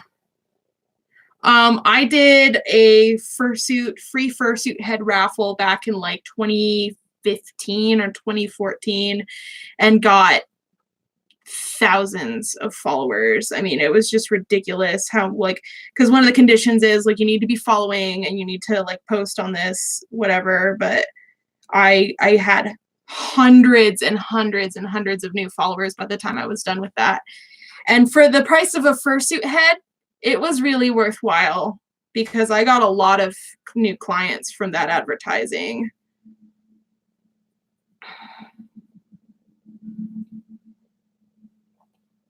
Yeah, totally. Thank you. If I can remember, I will definitely follow you back as well because I think that your art is fantastic. Raffles are awesome. I need to do more raffles. I'm still planning on doing a raffle when I get 100 followers on this YouTube channel, because I'll be able to secure my URL, and that means a lot to me so that I have like the Fursonalities URL. So I'll be raffling off like some merchandise when I get to that point, but yeah, I really like that. I did get my own URL for my the Real Uru Babe for YouTube account. But now that I've really moved into using the business name for everything, it's like, oh, that's something, but I would like to have this one as well. But yeah. Yeah, I mean, raffles are awesome. Even if you're only raffling off like a lanyard or a badge or something, you'd be surprised how many followers you can get from something like that. Another thing that's really helpful to do, I purchased, it was one of my customers' ideas actually, these lanyards that have my website on them. So they're black and white and they say fursonalities.com on them, and I purchased those. And I tried selling them for a while, but people didn't really want to buy them. And then I ordered 500 when I ordered them, and they gave me some extras. So I think I ended up with 550, and I thought that would go away fairly quickly, but I guess I estimated incorrectly because I have hundreds of those left over. And so I take a bag of those to conventions, and when I have like a meaningful conversation with somebody, I'll give them a lanyard. And I give them out like business cards now. And you would be amazed what people will do for a $2 lanyard. That, like, if you give somebody something like that, they remember you forever. Because I've received clients from just doing that. It's like, like you can buy a lot of loyalty with a $2 lanyard somehow. But and it's better than a business card because they wear it around their neck and they don't usually throw them away. So lanyards I take like 20 or 30 of them with me to conventions and hand them out. Yeah, totally. I don't have that many followers on my Twitch because I stream games, and I'm still fairly new to it. But yeah, I'm all about doing giveaways. I think that's a really good way of doing things.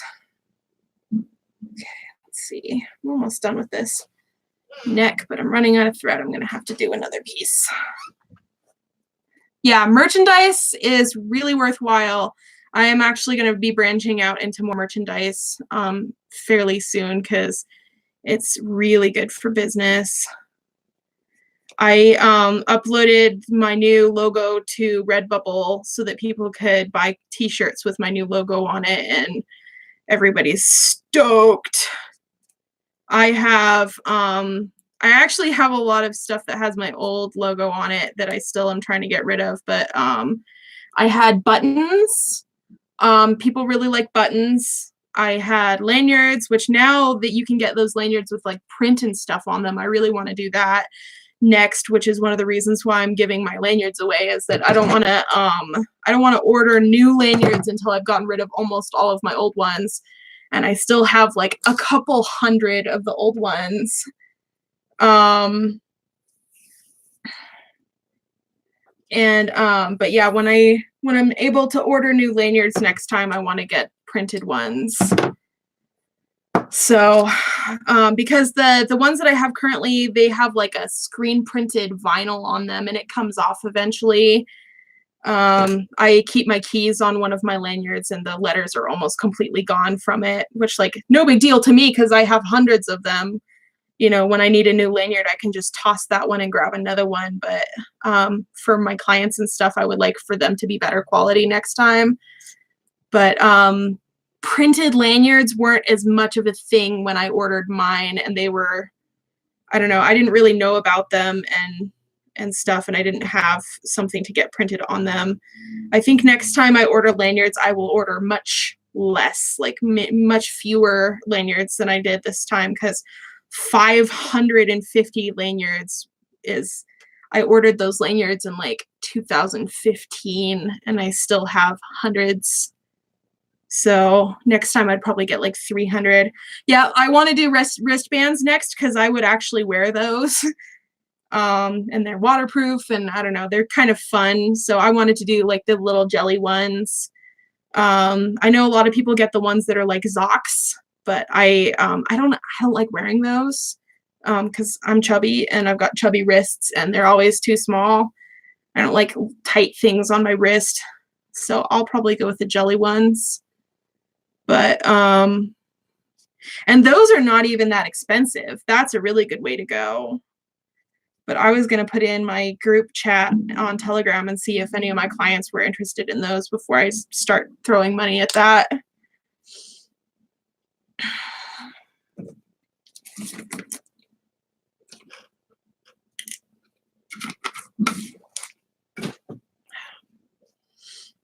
Merchandise is awesome though, and especially if you can give it out at conventions, that kind of advertising goes a long way.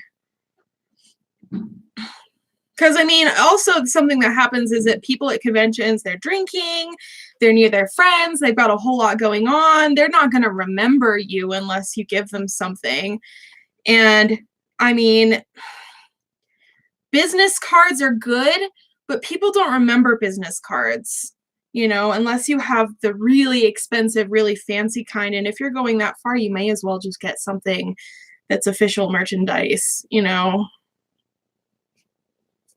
One of my clients kind of wants me to do pins. Actually, a few of them kind of want me to do pins, but I'm still kind of iffy on the whole pin fad.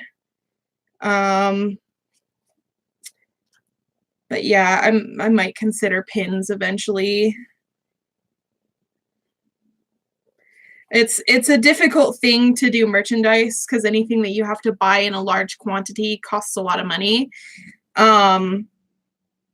And a lot of times I don't really have the fundage to put towards something like that. And then you have to store them somewhere, which I'm not going to like give you a look around my studio because it's a mess right now, but there's not a lot of storage in here at the moment. It's very full. So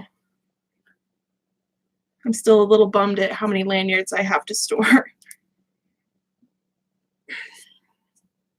But yeah, one of my clients actually was asking me if I would be willing to send him a bunch of lanyards to hand out at meets. And I'm like, yes, give me your address. Okay, take them. Take like 50 of them. I don't care. Hand them out.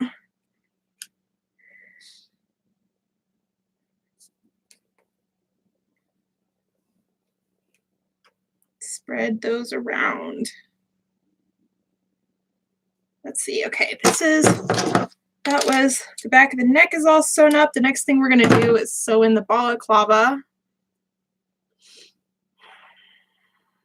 I like to do all the finishing stuff on the inside of the head before I shave the fur. It's just like a personal preference, but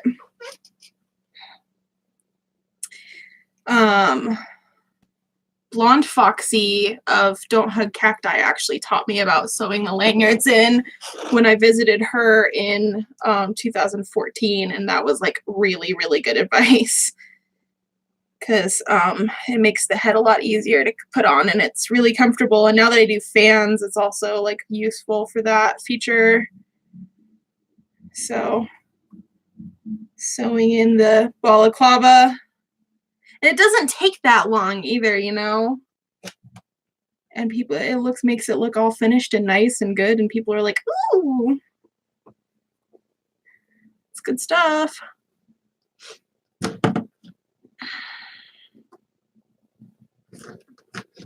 My pins are all covered in glue.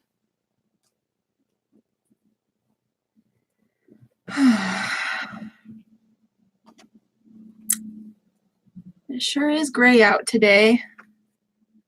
But they said that we're supposed to get more snow this weekend, and while I enjoy the snow, I'm kind of tired of it. My whole week has been like, it's too snowy to go home. I'm like, oh, congratulations, now your drive home is going to be 10 hours instead of 4 because you have to drive through the wilderness because they blasted an avalanche all over I-70. It's like, fine. I went full-blown toddler status yesterday because I got all the way up to the tunnel before I discovered that they had closed off the road. And it was like, I could have saved myself like 2 hours if I had known about that in advance. But I've made that drive a million times before, so I didn't pull it up on maps. And because I didn't pull it up on maps, I didn't know that they were doing that. So just sad. It's just a sad thing, man. It took so long to get home yesterday. My back hurt and my butt hurt and I was tired and my hips were all sore, and it's like I never spend that much time in the car if I can help it. My comfortable limit for like a big trip in the car is like 7 hours. If I have to do more than that, then there needs to be a nap when I get to my destination because I've got old people hips. Apparently. Let's see. Get this all pinned in place. We're almost good. Almost good to go on this. I kind of feel sorry for like whoever is like randomly watching in here and just having to listen to our chitty chat, but that's what it's all about. You get the mic turned on, you chitty chat. It makes the day go by very fast. It's good. It's very good.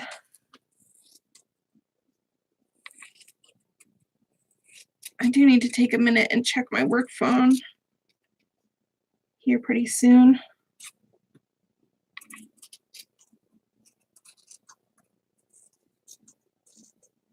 Got him. Just trying to get this balaclava really positioned the way I want it to be. Takes a small amount of rearranging. You know, and that's the thing. I don't hate any color. I like all colors when they're used in a nice way. Like red, I would never want to own a red car. Red isn't my favorite color, but I like red when it's used well, you know? Same thing with orange and yellow. Like my favorite color is teal, so like a mixture of green and blue.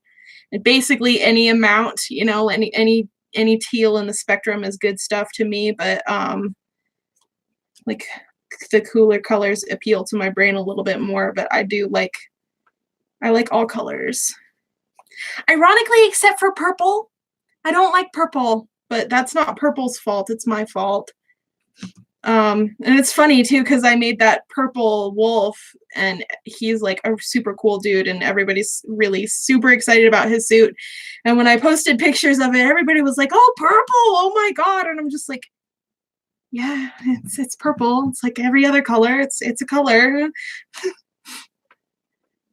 Teal. Oh man, I have a hoarding of teal fur.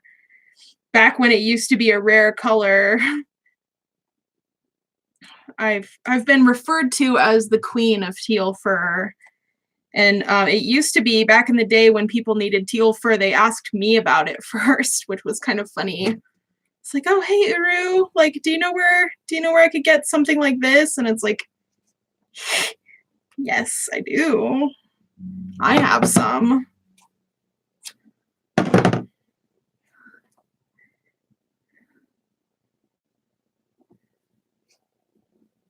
It's like purple has been a little bit ruined for me by people that I used to know, but it's not a bad color, you know, it's a really pretty color and I'm glad that people like it so much. I'm super stoked that the person that bought the purple wolf loves him so much and he takes such cool pictures of his suit.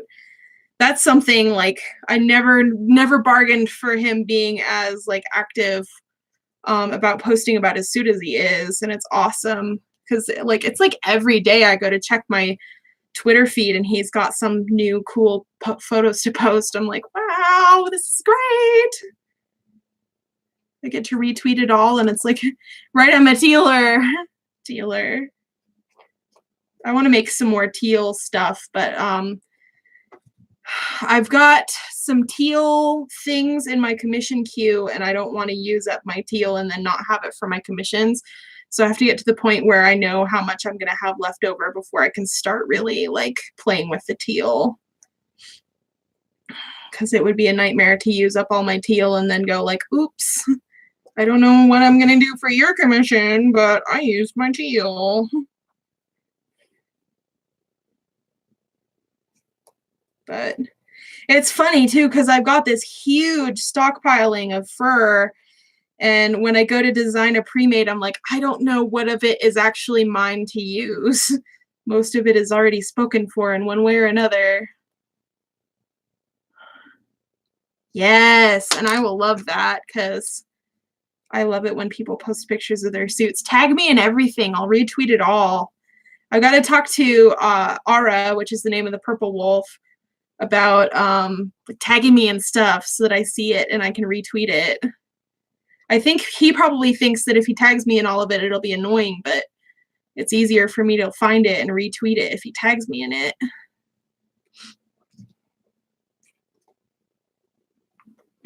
So I just love it. I love it when people share photos of stuff.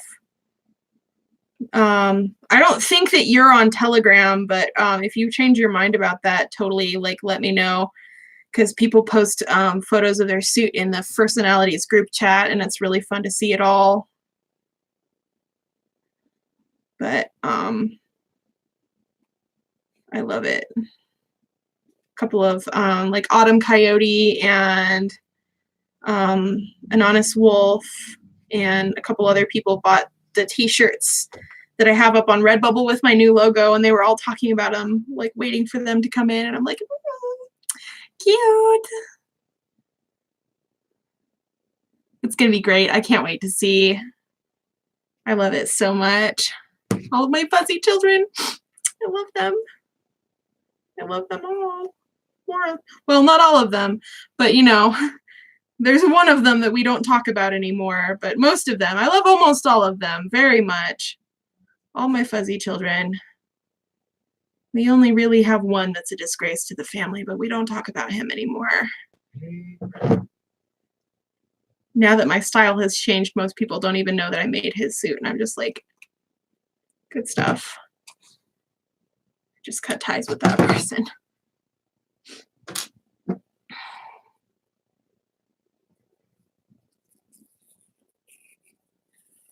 See.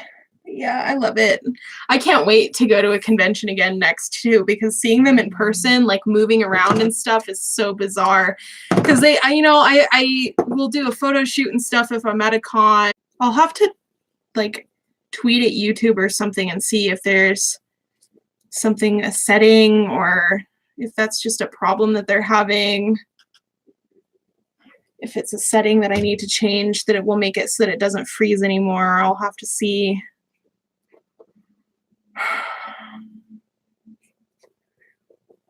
But we're still streaming. It's just YouTube that's being a butt.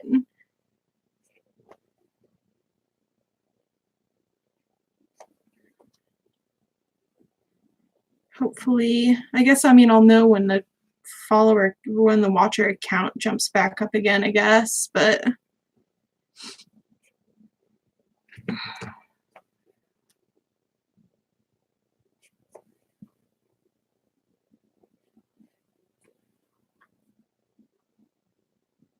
I don't know. Is it still working for you, Kate? Somebody, hopefully.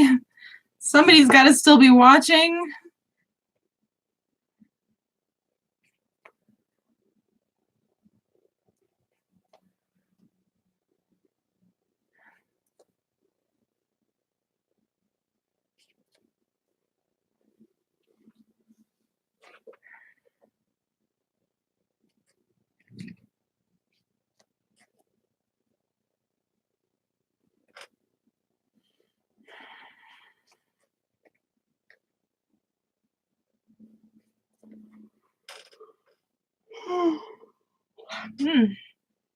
Oh, good.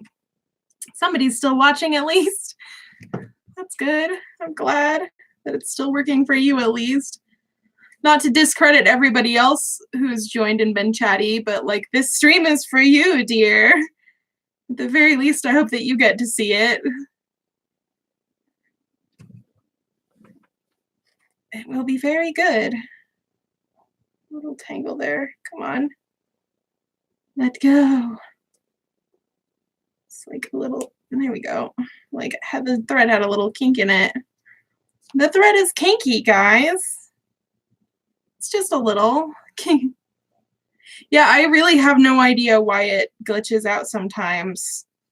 I'll have to look into other streaming services and see if I can find a website that can handle the stream better. I've considered moving to Picarto because my buddy Skiz streams on Picarto, and it seems to work really well. But I know a lot of people who use YouTube. And I don't think Picarto has rules about streaming with music, so that would be really nice. Because then if there's like an awkward silence or something, it can at least be filled with music. But hopefully we'll get it figured out. Okay, now we gotta sew your tag in. Grab a tag.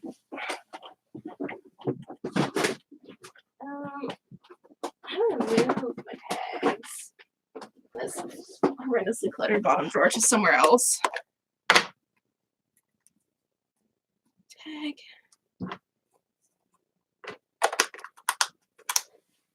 Heads are the only things that I use tags on. Tags are another thing that was like, I ordered those forever ago, and I think I ordered 1,000. And it's probably something I'll never run out of. Twitch is an option. Twitch doesn't allow music. They have a lot more rules about just stuff in general.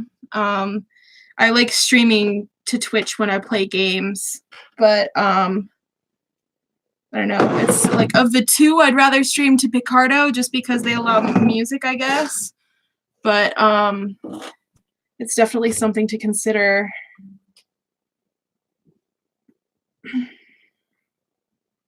So you're tagging here.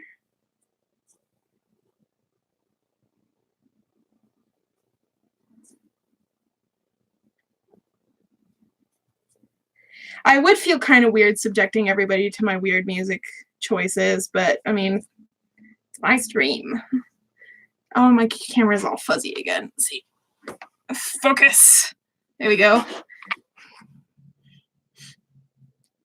It's more awkward doing that little hand thing to get it to focus again when there's no audio. Because it's like, oh, like, what is she doing? But Barnaby. He's loud. He's cranky. I like a lot of different kinds of music, mostly EDM, but like specific artists. Just, I don't know, mostly EDM. I also like lo-fi hip hop.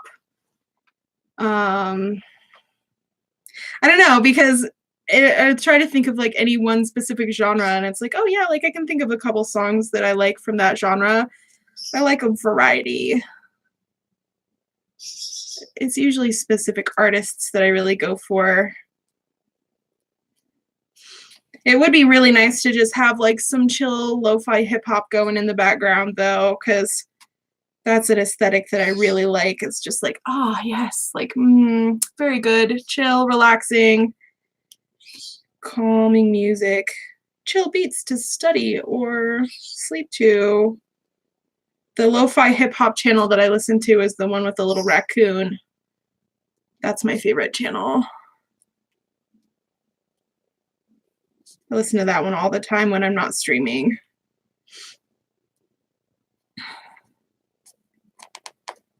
Not just because I'm furry trash, but also because I really like the songs they play. They're a lot less distracting than some of the other channels. But okay, we are all sewn up. The next thing we're going to do is shave. I probably won't be super chatty during the shaving part just because my clippers make noise, but I'm going to check for pins everywhere as well again, just to be safe, because I really don't want to wreck my clippers. I'm pretty sure we don't have any pins left in the head. Just do like a quick feel here.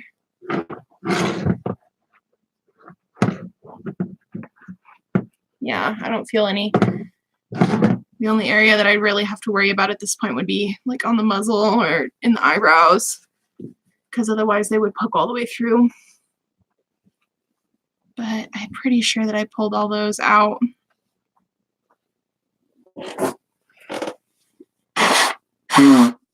Excuse me, I'm just like awkwardly blowing my nose on camera. Yeah, it's kind of nerve-wracking because if you mess it up, it's like, well, you're screwed. But let's see. I'm gonna clean the fingerprint off my camera real quick, so I apologize for this. I'm sure that it's noisy, but it will probably help with the video quality. Ta-da! Maybe a little. It might have helped a little. Sweet. Okay, I'm gonna go use the bathroom real quick before we get all settled in, and I will be right back. Let's see. Take my apron off. I'm really excited to have an apron for shaving this head too, because maybe I won't get absolutely coated in fur, but we'll see.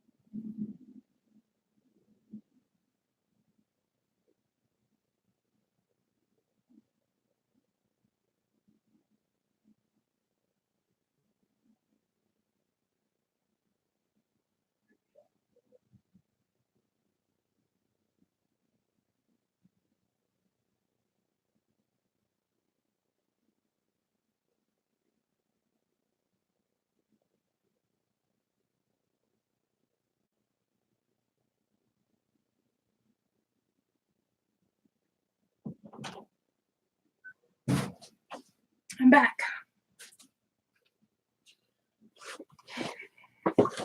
Okay, let's see. Where are my clippers? Those. We're just going to get this all set up.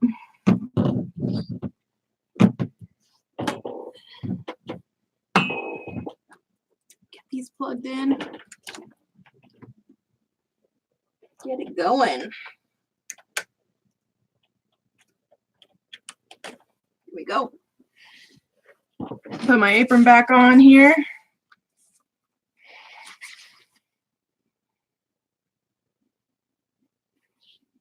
I like my little apron. That was something that I thought about doing for a while, and I didn't actually do until very recently, but Menagerie Workshops or Menagerie Works, I think. I'm not exactly sure. Menagerie is the one that gave me the idea to wear an apron. I worked with her a little bit, and she had an apron, and it was like just the best idea to get done with work, and you're not just completely caked in fur, which was really nice. This will be my first head shaving with my apron, so we'll see how it goes, but I imagine it will help quite a bit.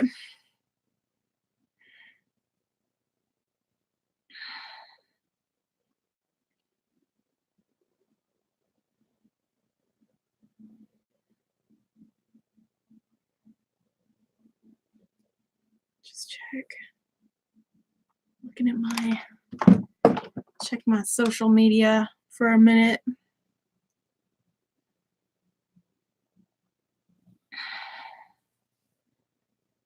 I try to check my work phone pretty frequently during work hours. Oh, cute. Aura got like I don't know how well you guys can see that. He got like a Fursonalities shirt. That's super cute.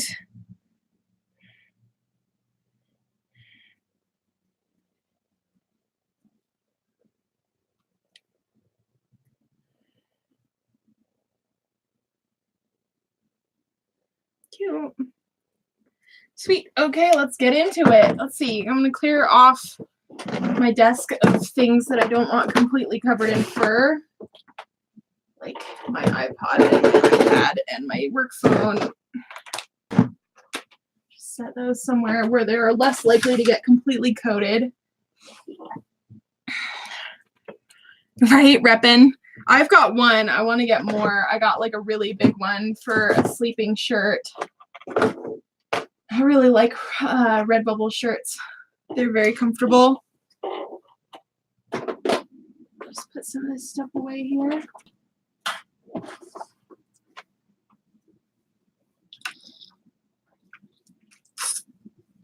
The muscles in my jaw are so sore from clenching all day yesterday.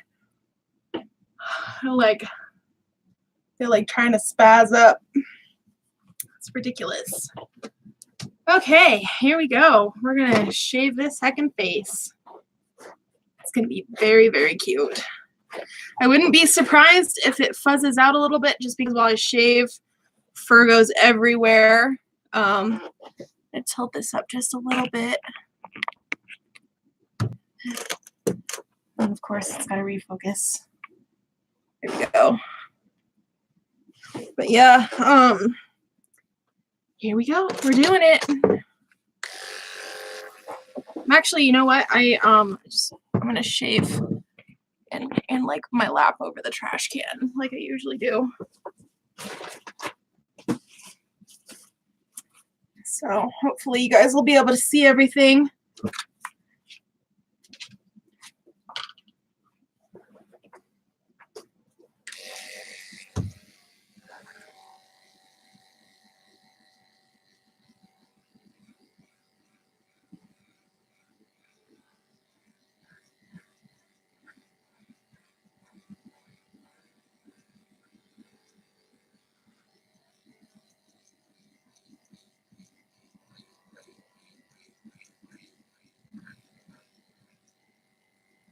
I probably won't be looking at the messages quite as much while I'm shaving just because it requires a lot of focus.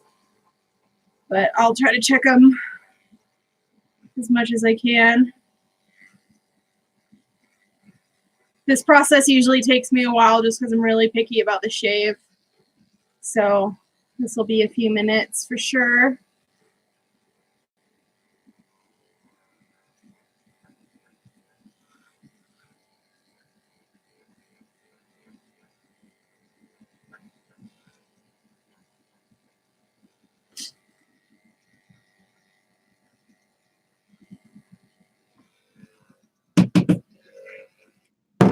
It's like grab clumps of fur. Oh yeah, that's gonna be beautiful, man. This fur is, knock on wood, it's shaving very well so far. It's like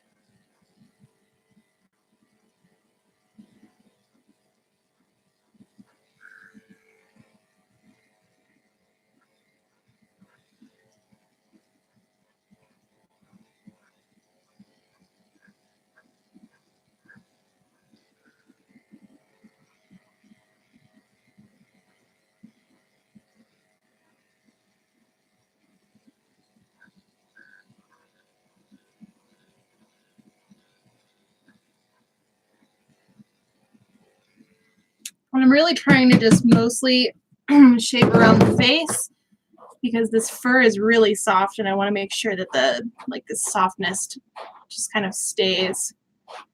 It's like just want to do enough shaving to bring out those good shapes. Not going to shave the whole head, obviously.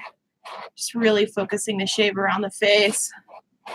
And then some of the fur that I used is seal, so it doesn't really need to be shaved, but I usually do shave it a little bit just because I'm really picky about the length.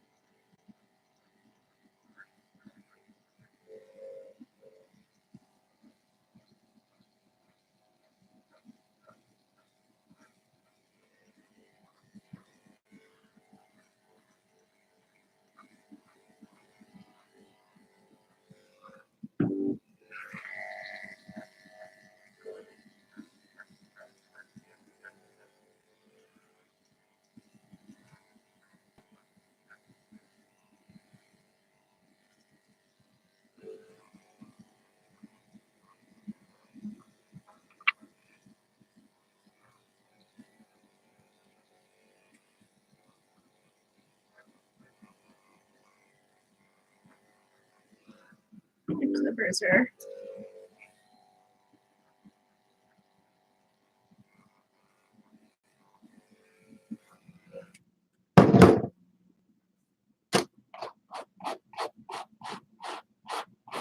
Oh man, this is so cute. I'm geeking out about it a little bit.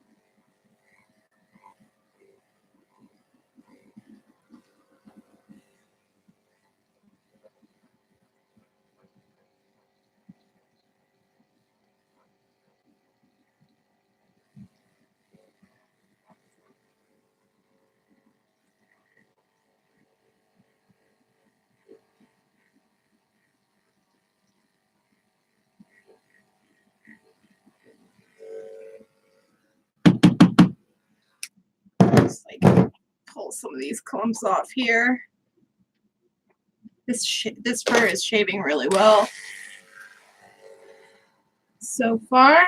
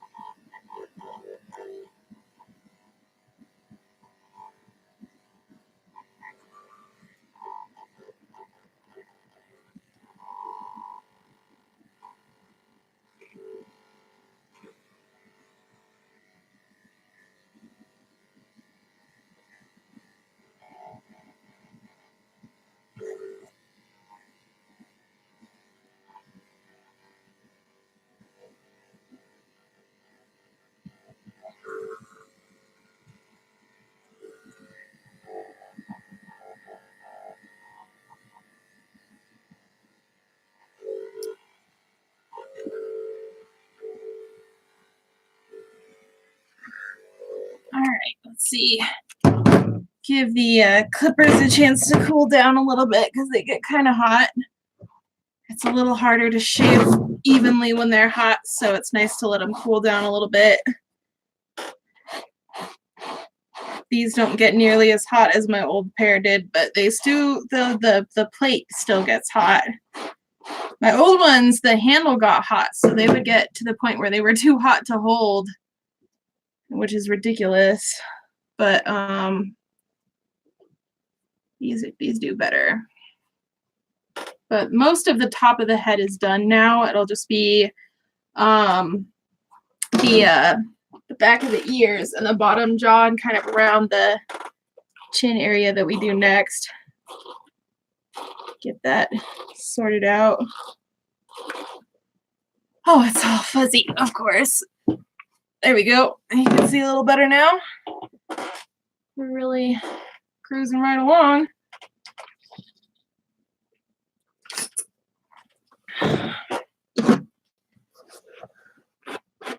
Probably have just enough time to get the shaving all the way done before I've got to take off. And then either later this evening or tomorrow we'll be doing some of the finishing details like the mouth and around the eyes. Let's see. When my clippers cool down, I'm going to go in with scissors and trim around the eyes a bit. It works out a little better in some areas.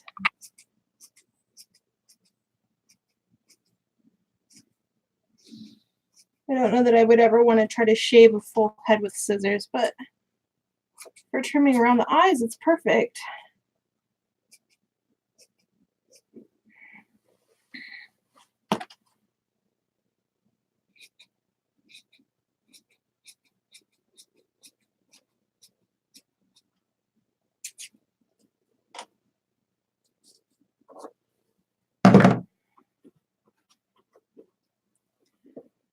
Yeah, it really does. Just wait until they've got the eyelids and stuff.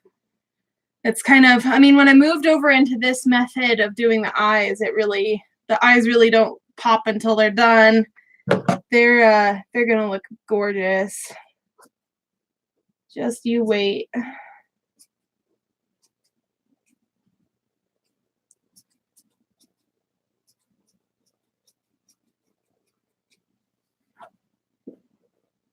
I really like the current method of doing eyes.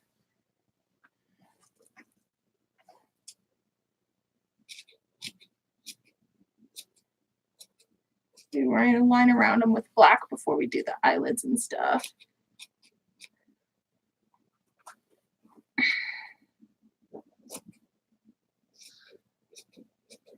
And if I remember correctly, your eyelids are gold, so those are going to be really pretty. I'll have to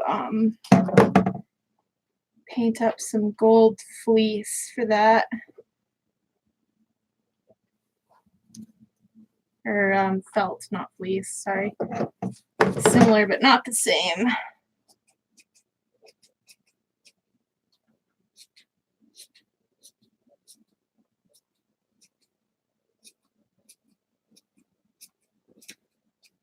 Do some trimming around the mouth this way as well. There, I gotta trim up the fur here around the edges of the mouth.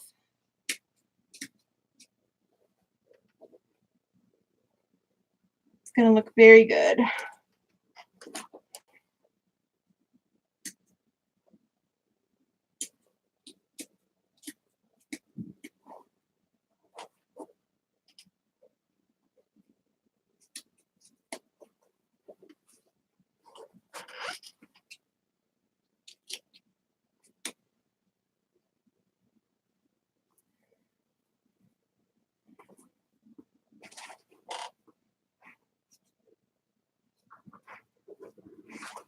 Gets to looking very clean when it's all shaved. Colored felt. I get mine from Michael's. They sell sheets of colored felt, and they have a pretty good selection. sometimes you kind of have to settle on colors because obviously they do have only, they only have like a limited amount, but that's where I get mine from. It's crazy too. You can actually get felt at Joann's. They sell it by the yard.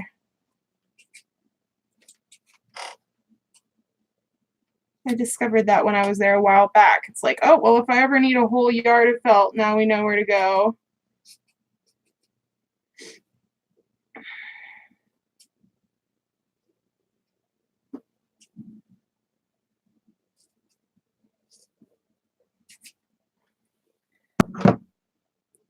Yeah. I live in Denver, so I've got choices when it comes to Joann's.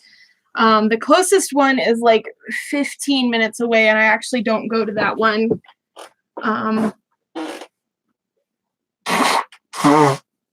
But there's two in the general vicinity, and then there's one in Boulder that I go to sometimes, like during the fall when they're releasing their Halloween fur stock, because different stores get different stock.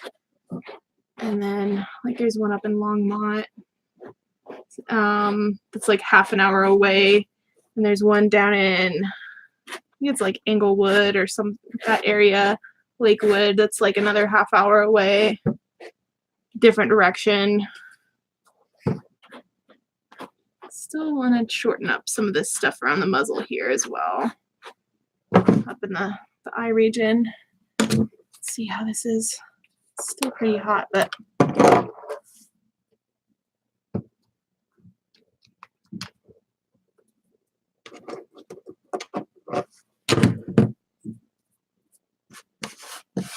it's getting there.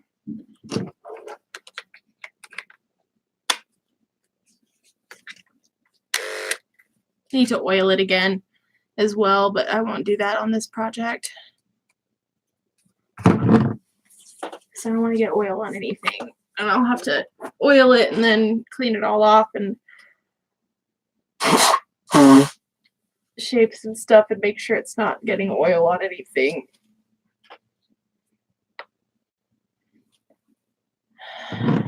Yeah.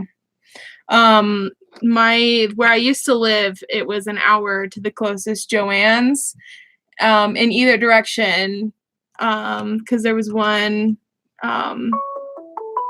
Oh, who's calling me? It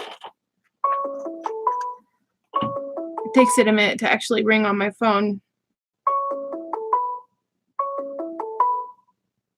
Oh no. I might need to take that. He might call me back. It said that it lost the network. See if he calls back. I'll just set that off to the side in case he texts me. That's my sister's boyfriend. I don't know why he would be calling me, but which is why I'm like, oh, I might need to take that.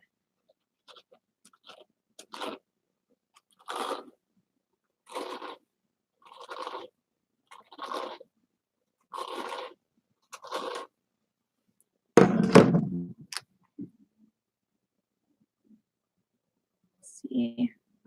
Everything got all fuzzy. Yeah. You can get them at Michael's if you need, but I understand about that.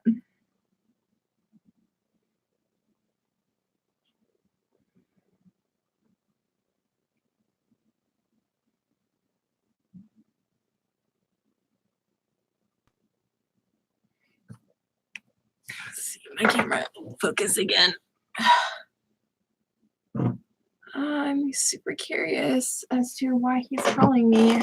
I'm gonna text him and see what's up.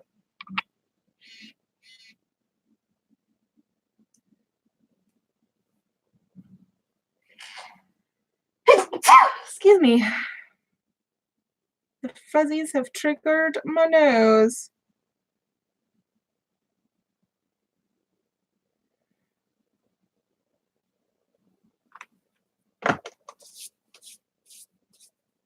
Okay, I think those are cool enough to keep going now. Let's do the bottom jaw, and then we'll do the back of the ears. Oh, of course, he texts back right as I got my clippers going.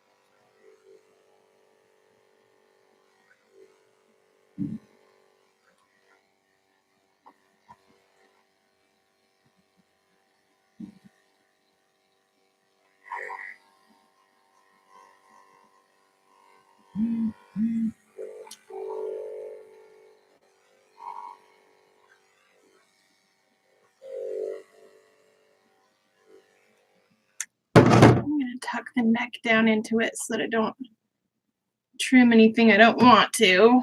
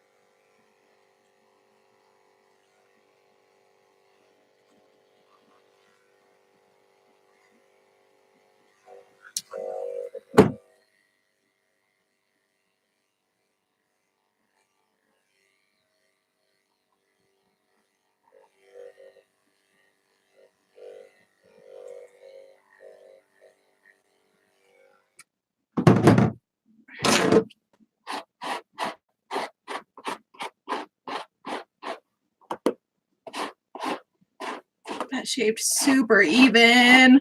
I'm so glad that I let the clippers cool down for a bit. Let's see. I think I want to leave it like that. Check this real quick.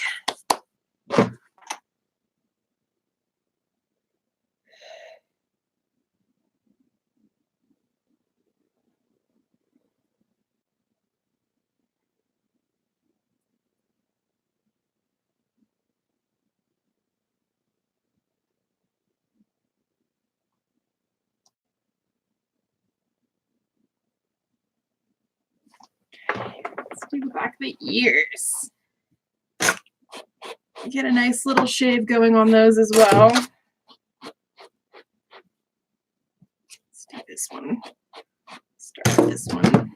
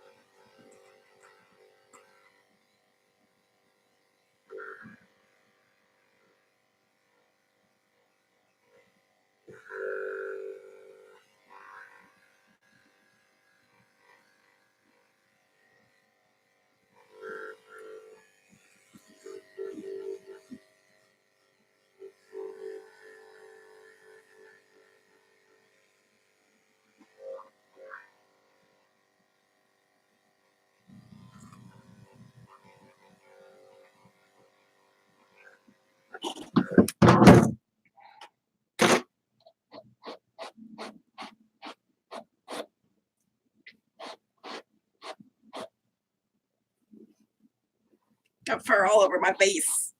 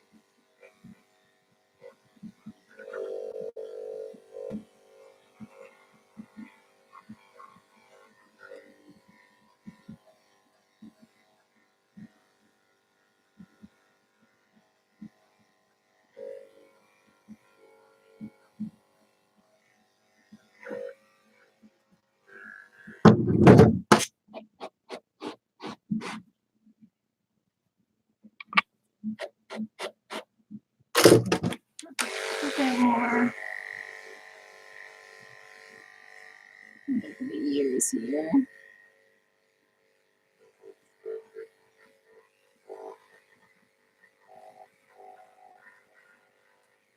Okay.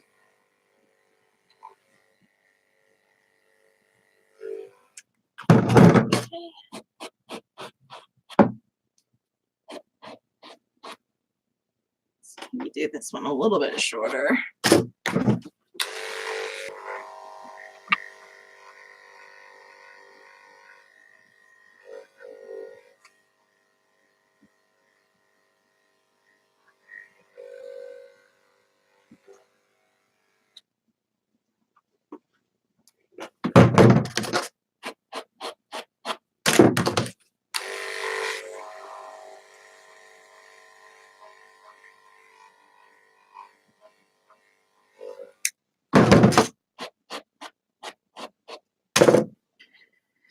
Okay, and then we're just gonna touch up a couple spots around the muzzle.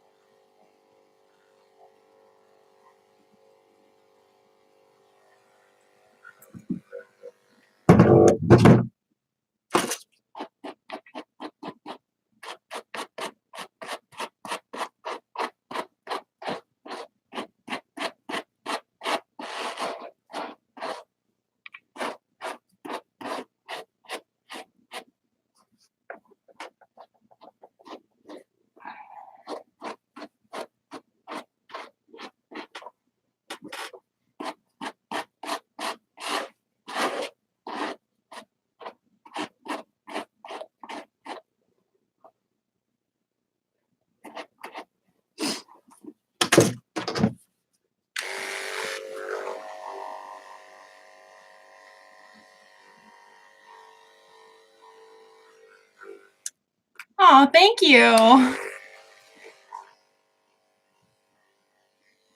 You made my day.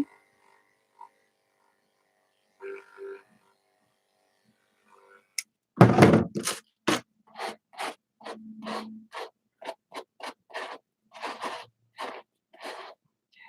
see.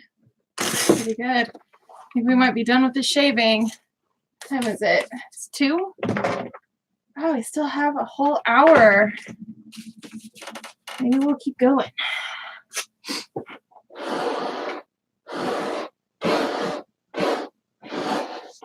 Just pull some of this fur up off the floor real quick.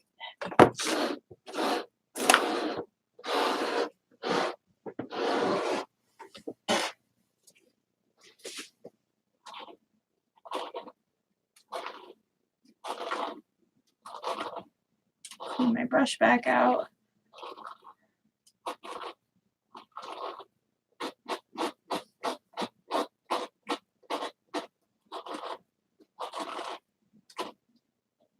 I'm covered in fur. It's to be expected, isn't it? The apron seems like a good choice, but my shirt still has fur all over it.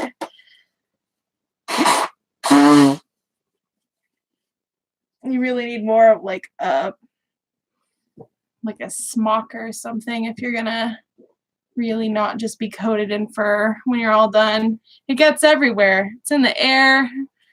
It's all over me. It's all over this head. It's fine. Oh man, she shaved beautifully, which is very exciting. It usually takes longer than that, but that fur cooperated so well. It really did shave gorgeously. So straight here.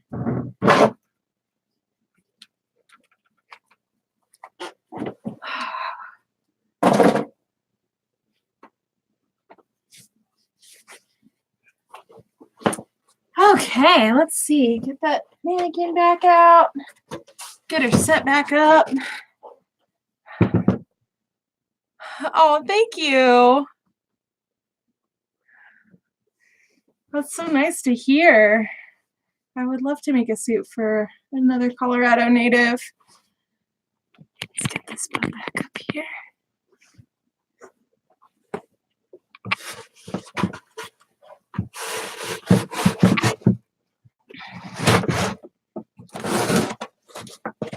She's looking very cute.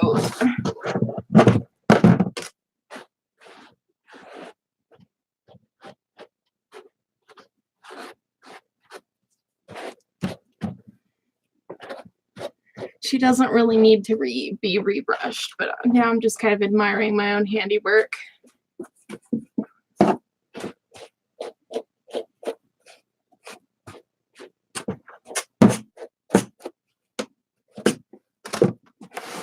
As you can see, the shaving turned out super smooth. Very nice. She's got fur in her eye. I'll vacuum that out later. She's turning out great. I'm so excited. I think next I will work on lining the inside of her mouth, which means I need to turn my glue gun back on. That's probably all I'll have time to do before I have to get ready to leave. But we're really getting down to the finishing details here, which is good. If with luck, she'll be ready to ship out this week, which would be awesome because I would really like to do that. Brush this seam out on the back of her head. You can hardly even tell there's a seam there when it's all brushed out.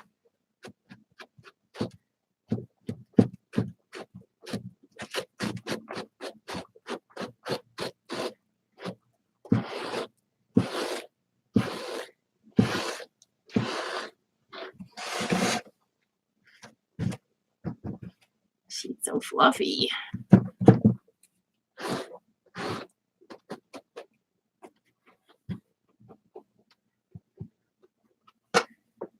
Very cute. cute. It's very good. Yeah, I think that little break for the clippers to cool down was exactly what we needed, because I was worried about the clippers kind of, if they get too hot, the fur fibers kind of stick to them a little bit. And it makes it shave not quite so even. Just soften this up a little bit.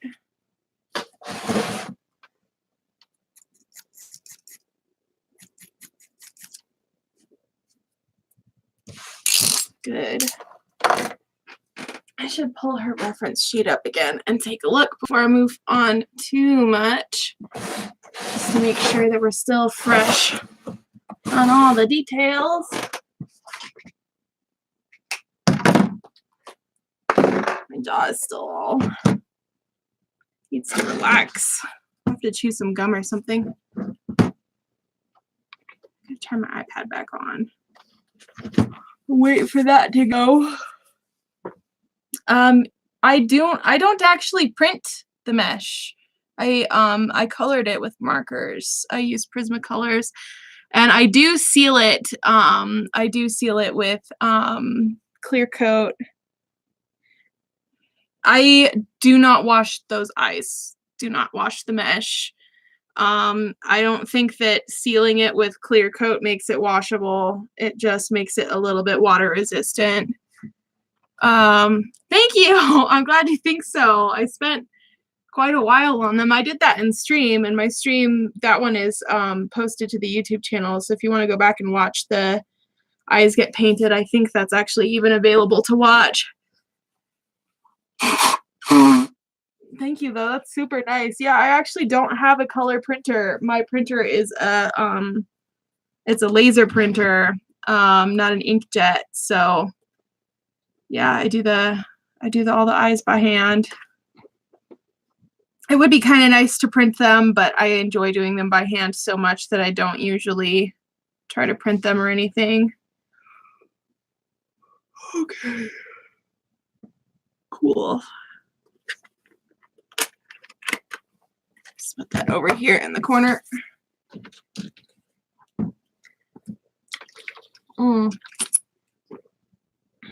Oh, I could do a great job on a deer wolf. I've made one before, but it was so long ago, and it was in a different style.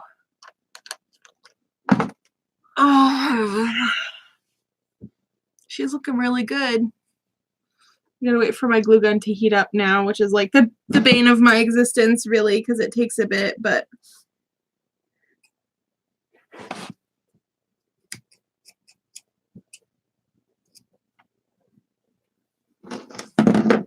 yeah, I would love to do a deer wolf. I haven't gotten to make a pair of antlers in a while, too.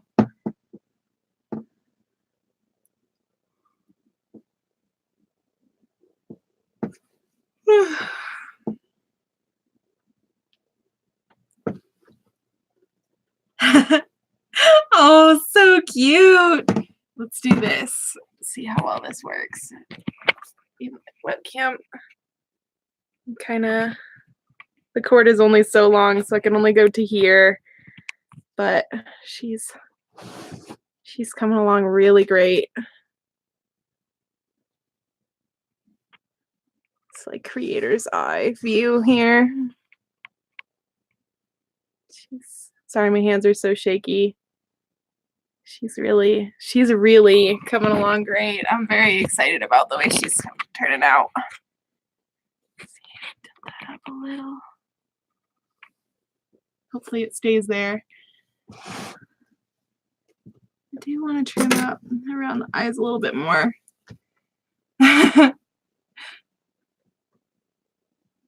Yeah, totally. Oh, that's so cute. She's gonna be gorgeous. I'm telling you. I can already see it. I'm very excited. She's not even done yet, and I'm already pleased. Tuck my shirt back in. My apron tried to steal the back of my shirt. She's gonna be very, very cute. And I'll probably, depending on how things go, if I'm not absolutely exhausted when I get back home, I will probably work on around her eyes, and I'll have to see what I can do for her earrings, because I'm not sure how many gold loops I still have, but I should be able to get some earrings going for her as well, because I see she has the left ear with the two, and then her nose as well. Excuse me. So it depends on what you want to know. If you're looking for a quote, that would be through the website, which is Fursonalities.com. If you just have quick questions, Twitter DMs are a good way to ask things. I also have Telegram. So it kind of depends on what you want. For price quotes, it's got to be through the website. For little questions and stuff, I don't mind. You can also send an email to ask@fursonalities.com. If you have questions and you'd rather just send an email, that's a good way to do things. So it'll be good. It'll be very good. I'm quite excited. She's also going to have cute little eyebrows. Let's see. I wonder if I have any of my mock eyebrows available.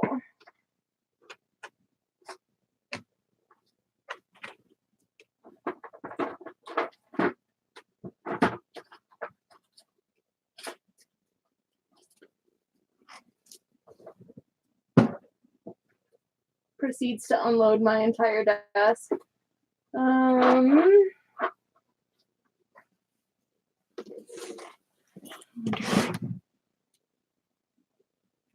Oh man, she's gonna be so cute. I'm very excited. It kind of takes all of my self-restraint to not do all the little finishing details on her eyes and stuff right away, but it's easier if I can do the mouth and stuff first. Let's see.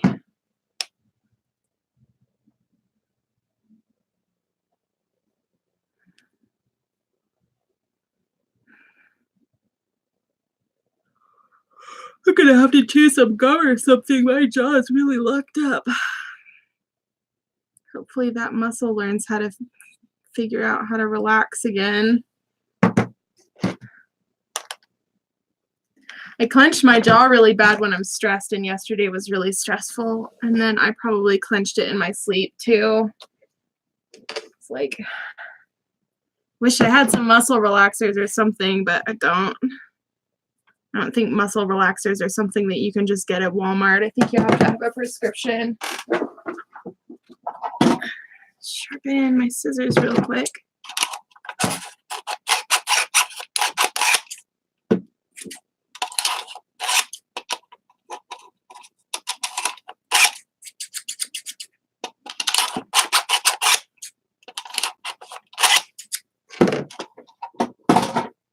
I still wonder where my studio pair of scissors went. I haven't located those yet.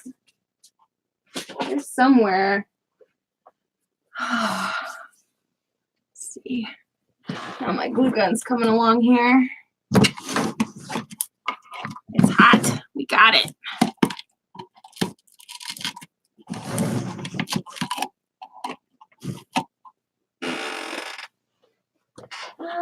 Okay, let's get some fleece. Got some fleece here. Let's see if it's wide enough. It's probably wide enough this way, but is it long enough? It is. Good. Nom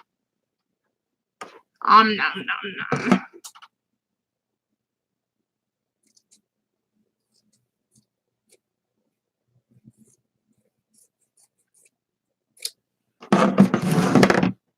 Let's see. Go basically all the way back.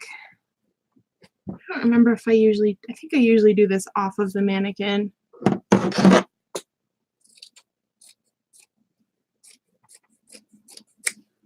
So maybe we'll take him back off the mannequin for now.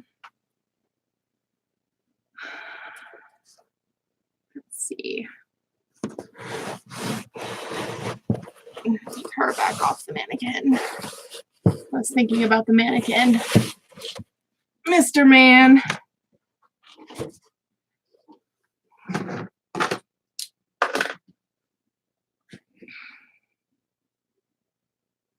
Get the lining go on the inside. Unfortunately, I cannot do trades. I really need to be making money on stuff. I have considered doing selling head bases. You could probably send me a message about that, because I do have some head bases that I would consider selling. Totally feel free to hit me up on Telegram if you use Telegram. My handle is just @Fursonalities. You can also send me a Twitter DM or an Instagram DM if that works better, but you totally feel free to send me a message about it, because I do actually have some that I'd be willing to sell. I don't really do that very much just because of, you know, I don't know how much you heard about like mythical and that whole thing, but it just made me really nervous about selling bases to people. But you don't seem like the kind of person who would remold one of my bases and try to profit off of it, so I wouldn't worry about it too much with you. Sweet. Okay. Telegram works. It's easy enough. Let's get this. Oh, it's still not hot enough. Either that or it's clogged. Oh, it was clogged. Ah, that will happen.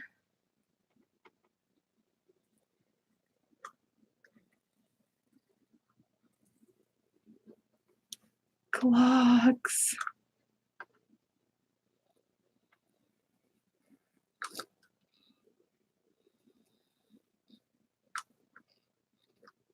Oh my gosh, this fur is going everywhere. Come back. Don't get stuck. I cast a whole bunch of bases the other day and then realized that I didn't really need to, because I was going to need to use my core mold. So I have a bunch of small canine bases, and I'll have to get more foam if you want something other than that. But yeah, like the whole mythical thing was really was like, ooh, maybe we won't sell bases anymore. But I've never sold one of these. So you would be the first person to work with one, other than me, of course. Let's just smooth this out real quick. My poor knife. I like accidentally broke off the tip of my knife last time I tried to snap it, and now it's like, oh, what are you doing? So, okay, so I was having some serious problems with the bubbling, the really big bubbles. I actually went to Reynolds Advanced Materials in Denver with my mold, basically crying and being like, why is this happening to me? Like, what do I do? And they gave me a whole bunch of advice. Part of what was happening was that I got a bad batch of foam. They had to call Smooth On and send pictures of what was going on. And we did some tests and discovered that my batch of foam was bad, but that should be fixed by now. They gave me a bunch of advice about casting, which was super helpful. And they actually, like, I brought my mold and everything, and we actually did a test cast with a new batch of foam. And so there's a couple of things you can do.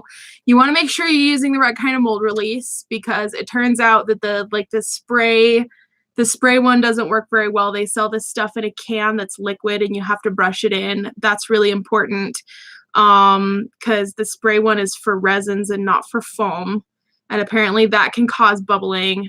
One of the things they told me you can do is called a step pour, which is you mix smaller amounts of foam and pour it in and let it get to the point where it's kind of like not really expanding anymore, but not cured yet.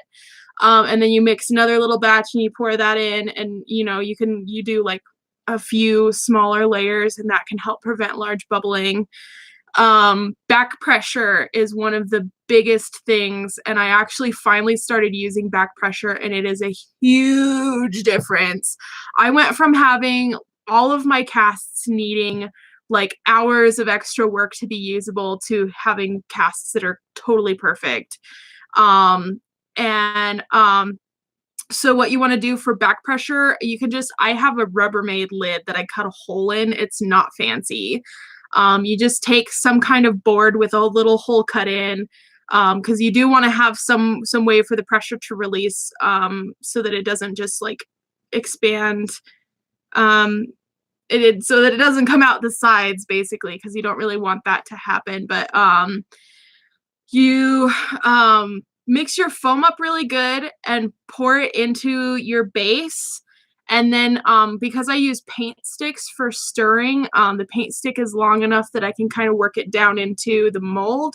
Something that I've done that works really well is after you do your initial foam pour into your mold, take your stirring stick and mix around in the mold, like down in the face is where like the end of the muzzle and around the eyebrows and cheekbones is where I was getting really bad bubbling. You just take your stirring stick and kind of poke around in that area a little bit while the foam is still expanding. And then you let it expand up until it's kind of coming out the top of your mold. And then you put that back pressure board on the top. And man, I've had the best casts I've ever had. It was seriously a lifesaver because I wasted hundreds of dollars worth of foam on bad casts. So I really recommend that. I seriously, I had one cast, I don't know if I still have pictures of it anywhere, but it was, you couldn't even tell what it was because the face bubbled up so bad that it was completely, I mean, like the whole back of it, the area that comes out of the top of the mold was fine, but the whole face where you need the detail to be wasn't. And so, seriously, that was like the biggest help ever. I am so thankful, like going to Reynolds and having them show me what I was doing.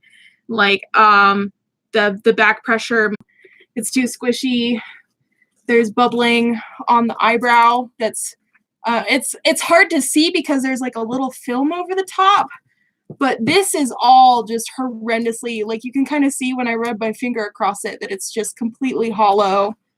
And that was even with back pressure. So taking a little stirring stick and stirring around in the face makes a huge difference. And then like you can see kind of some of the bubbling along the cheeks here. Like this cheek is like hollow right here. And this cheek is really bad. There's a lot of hollow spots in this cheek. You can kind of see, like I'll even pull the top off of it. You can see like that's like this is hollow. And all of my casts were turning out like that for forever. So I definitely recommend trying that because it's so frustrating to take something that's supposed to help you save time. Like cast bases are supposed to be faster, and then they turn out like that, and it takes, you know, like 2 hours worth of cutting things apart and adding foam pieces over the top. And at that point, you might as well just carve them all from scratch, right? So yeah, it made a huge difference to do that. Just a huge difference. I really recommend it. Some people are all secretive about their casting knowledge, and for me, it's like, you know what? I wish that somebody had just got their head out of their butt and was willing to tell me what I was doing wrong, because, you know, we're all in this together. It's not like I'm stealing anybody else's business with my foam casting, but, you know, I wasted hundreds of dollars on bad foam casts because, you know, 1 gallon kit of foam is like $100-something. And then I'm also at high elevation because I'm in Colorado, in Denver. And so the Flex Foam at 5 is the one that they recommend for high elevation. And it's also like the right firmness. So yeah, I definitely like am willing to share that knowledge that I have, because I just, like, this last round of casting, I just finally got casts that were all usable, and it was like, I've been casting foam since late 2014, I think, and I finally, like 5 years later, like 4.5 years later, finally I'm getting good casts that I don't have to do a lot of reworking to use. And those big bubbles can be the death of you. So, you know, like, don't waste your foam on bad casts.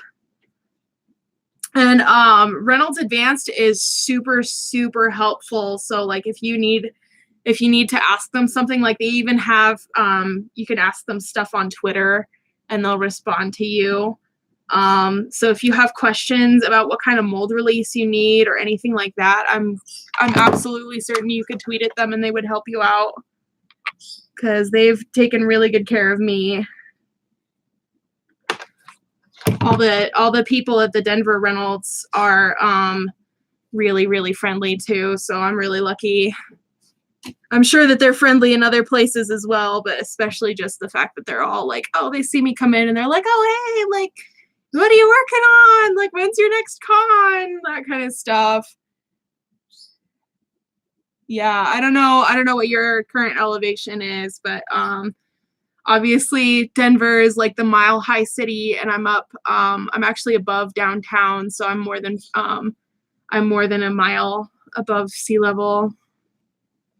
So I don't actually know what elevation the city I live in is, but it's high enough that it's a problem apparently. And the elevation can screw with your casts. Nice. Got him.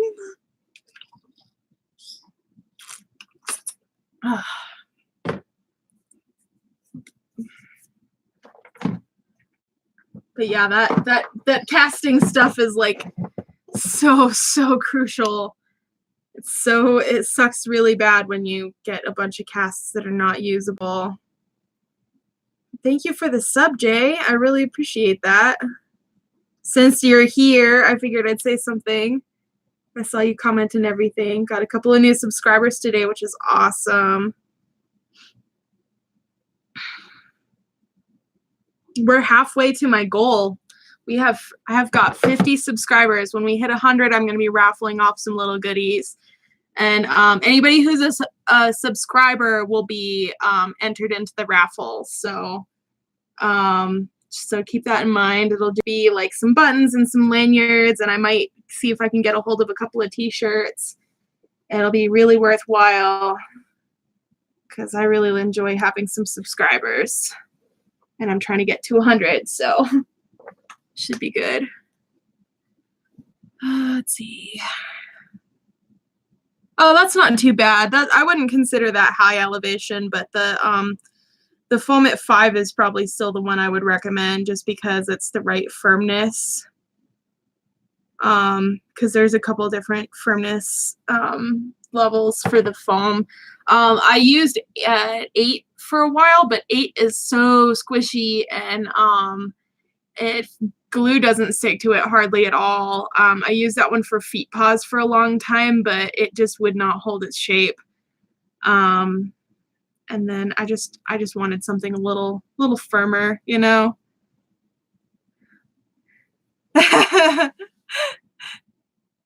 Yeah.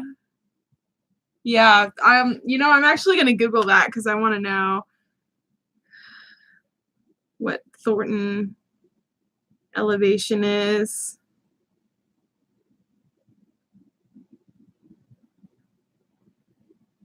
Yeah, so just a little bit above a mile. It's 5,351 feet is what it says for just like the general city that I'm in. But yeah.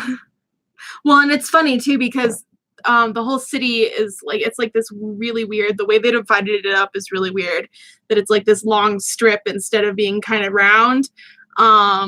And so different areas are different elevations, and I'm in like one of the highest, so it's probably even a little higher than that. But yeah, that like 5,000 feet above sea level will get you, man. It will get you. It's fun going to conventions that are at like sea level though, like Anthrocon. I went to FC one year. Cons like that. It's kind of fun. because you can fursuit forever. And then because the elevation messes with the way your body absorbs alcohol or metabolizes it, they actually used to tell people who were going to come to RMFC from low elevation to drink like a third of what you normally would when you're at a con, because they had multiple people have to be carted off for alcohol poisoning because they didn't realize that their body was gonna, you get drunk a lot faster and off of a lot less alcohol. So it's actually hard to get drunk at low elevation cons for me because I live in high elevation. But yeah, you know, that's just a tidbit. Not important, but felt like saying it.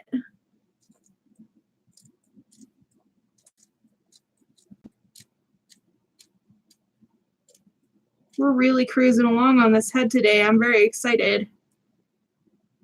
It's coming along. There's probably only a couple extra hours worth of work to do on this before it'll be all done. The little details take a long time, but we're really getting it.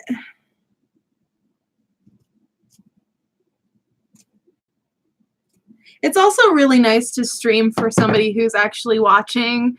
So, I mean, I know that my clients can't always watch because they've got jobs and stuff that they have to go do. They're not always home.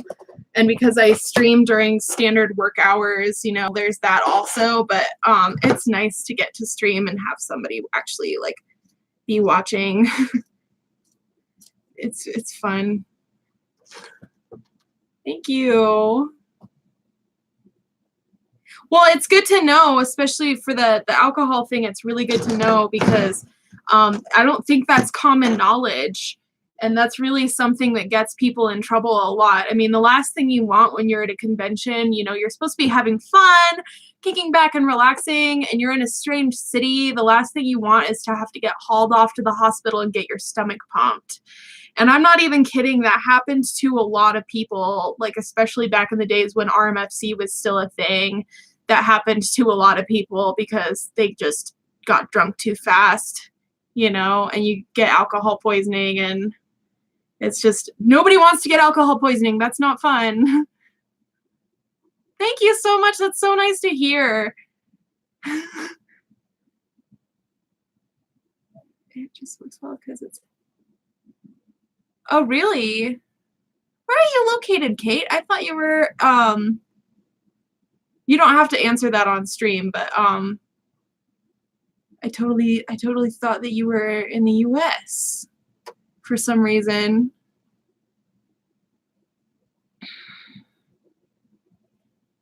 But yeah, I'm glad that I'm fun and entertaining. I try really hard. Some days I am and some days I'm not. Today it's been pretty easy to be like an internet personality today. Some days I'm just tired and cranky. So, but I don't usually stream on days like that. Usually days like that I'm just listening to music and doing my thing.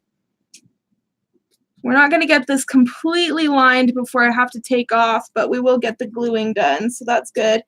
I glue the fleece in, and then I sew the area up where it contacts the balaclava, just because I like the nice finished edges. It's more comfortable that way.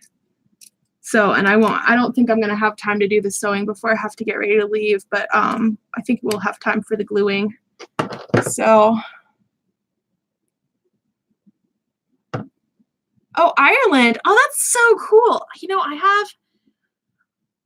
I've got so many international customers. It makes me so happy. I bet you, do you have like a cute little Irish accent too? I would just die. I like people that are not from America even more, you know, like culture. That makes me so happy. I've got several clients that are over in the UK, and I've got one that I know of that's in Scotland. So it's really fun to hear about. And I know that like when you fill out the quote form, that's in there, but I mostly just pay attention to that for time zones. And since you've been active while I'm active, I didn't even think about it. But yeah, like, that's super cool. Ireland. I've always wanted to go to Ireland. Ireland.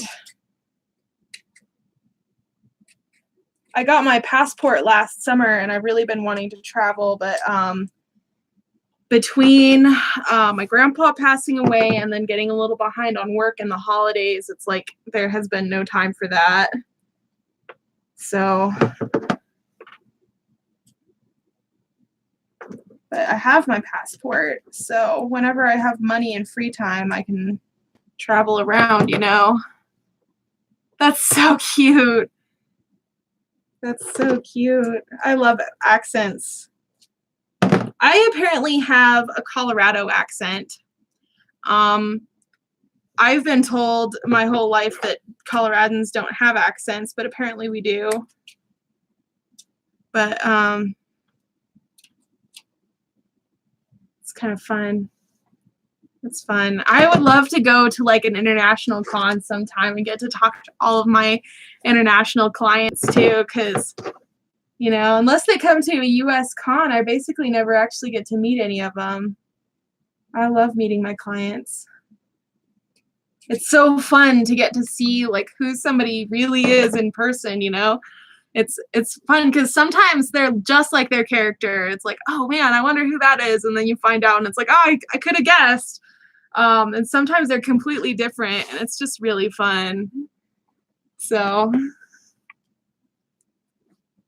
this is really coming along. I think I've said that like 8 times so far, but I'm just really excited to be back at work.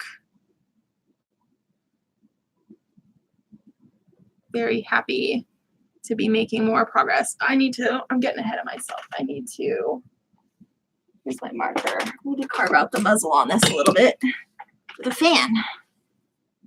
It's really fun, and it's kind of nice to be able to tell people that I have clients all over the world, because I think they take me a little bit more seriously when they hear that, you know. It's like got multiples in the UK, Belgium, Germany, France, Australia. I'm trying to think. Norway, the Netherlands, Canada. I don't think I've ever made anything for anybody who lives in South America yet. Scotland, Ireland. I can't remember if I already said France or not, but I have shipped something to France before. It's really neat. It's fun to think about. I actually, my wall tapestry is it's like a moon map of the world. Oh, here, I'll just show you guys so you can kind of see. It's supposed to look like the moon and the stars, but it's a map of the world. And I've always wanted to actually like paint in the countries where I've shipped suits to, but I haven't done that yet. Yeah. That's funny. Yeah. I think I've got the pretty standard Colorado accent, but Egypt, yeah, that would be really fun. Iceland, Chile. That's fantastic. It's really fun. It's really fun to see where people are from. I love it. It makes me feel good about my business that I've got clients from all over. Mr. Worldwide. Taking over the world. Just carving out the inside of her mouth now because there will be a fan in the muzzle, of course. There has to be room for it. Don't want to get too ahead of myself and not leave room for that.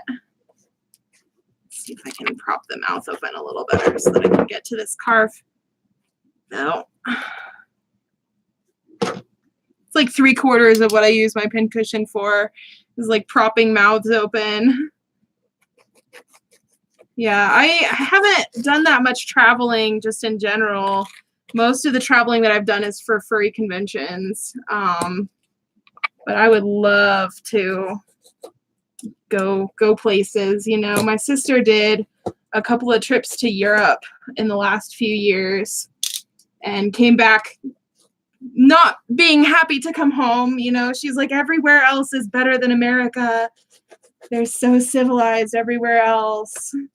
They have better food and the people are nicer and whatever. And she's like, you don't think that it's going to be that big of a deal until you go.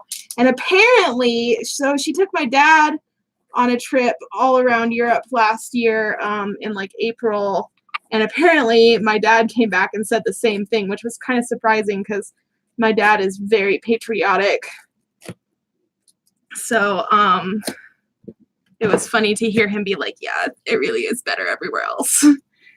But yeah, I really want to do some traveling. Got my passport and everything ready to go. Let's see. Going through the neck here. So there's like an angle I can't quite get from the outside.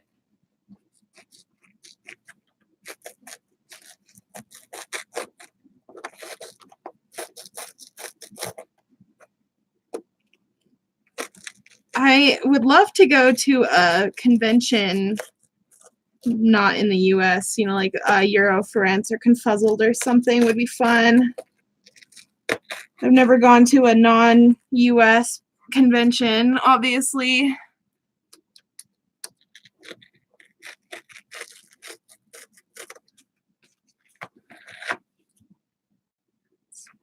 Pretty good. Just want to smooth this out a little.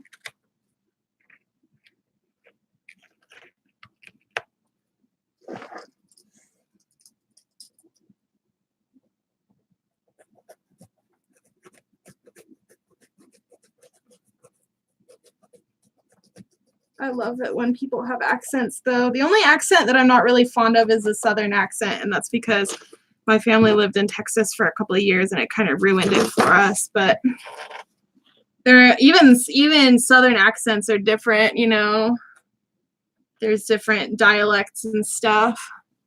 Let's make sure I don't have marker all over my hands before I tip your suit back up and get it. Still trying to keep an eye. I have an alarm set. I don't know why I keep looking at the clock, but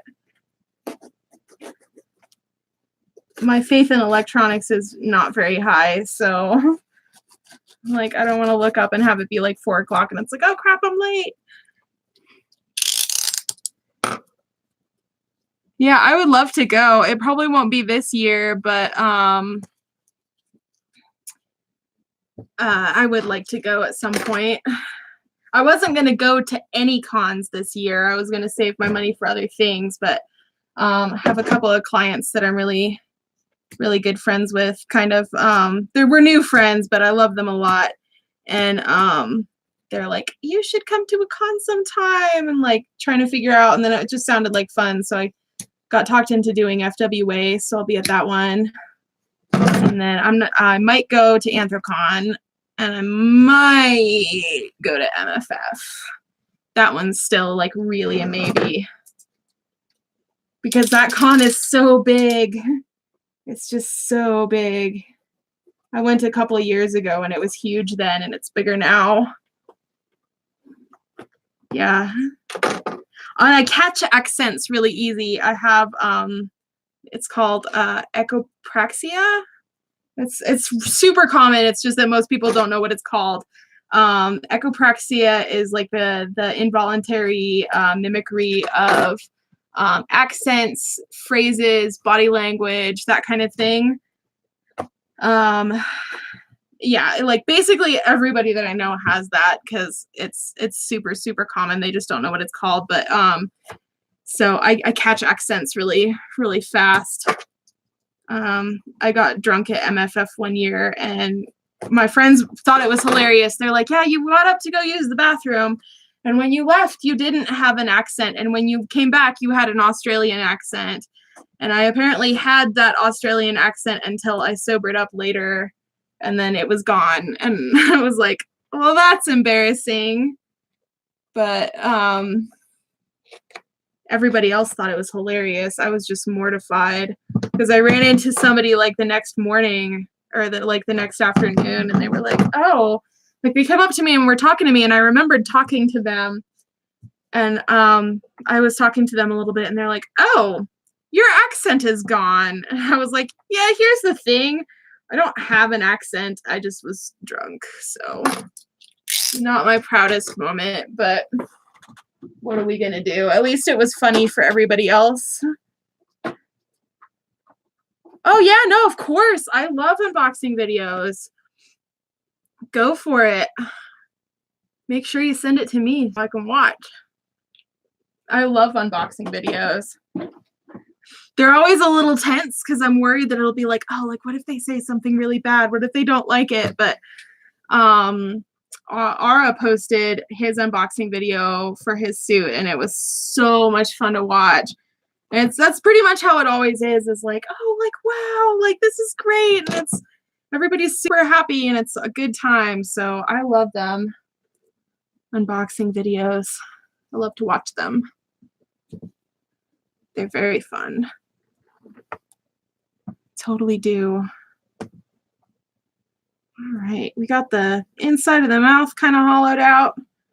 Just gonna get like a soft layout for this fleece, and then we're gonna start gluing it in. I'm really running close to when I need to leave, so I might not get to trim this one out before I have to take off, but we'll get it glued in. Very excited to go work out.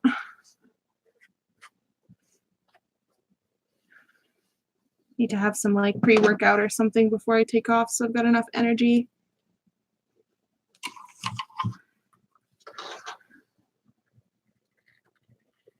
It's last time I worked out was last Thursday, so I'm kind of jonesing for some exercise.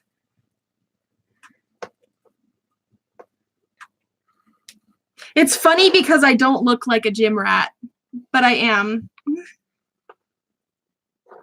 It's one of those things, like, you can never tell about somebody by just looking at them. You would not think that I spend as much of my time exercising as I do because I'm chubby, but it's not completely my fault that I'm chubby. Some of that is genetic. Some of it's been bad habits that I've had to break. But I work out more than most of the thin people that I know. So you really never can tell by looking at somebody.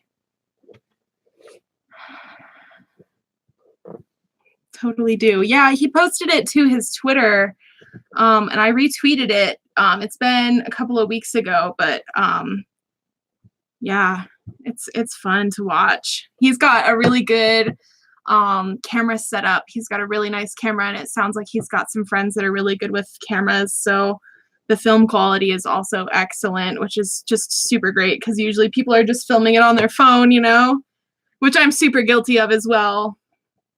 But yeah, I love unboxing videos. Gage did an unboxing video when he got his suit too. He's the dinosaur that I made that went to Australia, and his unboxing video was really fun to watch. So there's a couple of really good ones for sure.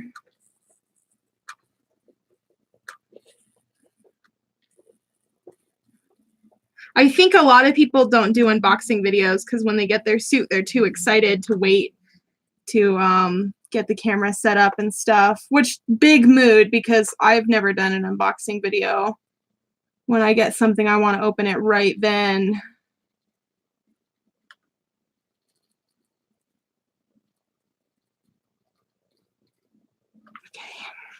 Okay.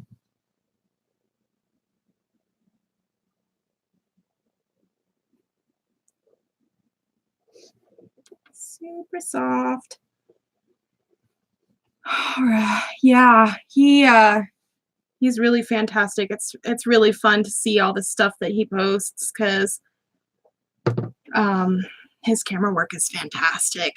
And you know, it's weird too because he's got to have somebody that takes photos for him because I swear he's got camera like photos that were not taken from a tripod, but I have no idea.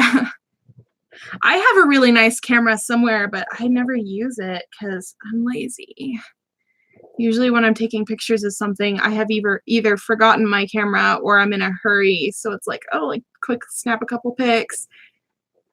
But yeah, he's super cool. He's a really nice person too. He's in my group chat and he seems like a really super person, which is nice. I like it when my clients are good people. Pretty much all of them, you know. There's only a few bad apples in the bunch, but that happens to everybody.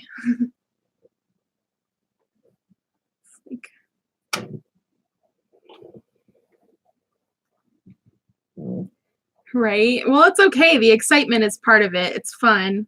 It's fun to see how excited somebody is to, you know, receive something that you put, you know, a piece of your life into. A little part of your soul goes into everything. I mean, you know, you're an artist, so that's how it is. You're not just paying for a product, you're paying for a piece of somebody's life.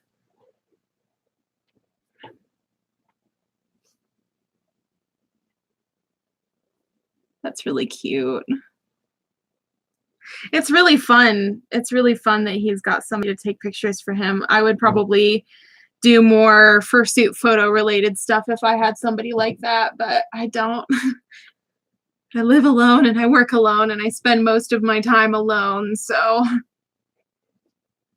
I need to get like a tripod or something for my camera. This is good.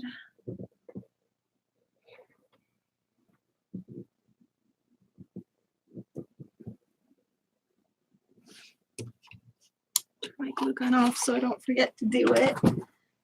I mean, knock on wood, I've never had a glue gun explode before, which is apparently pretty common.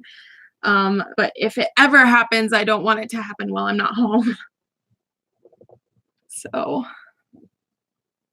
it's looking pretty good.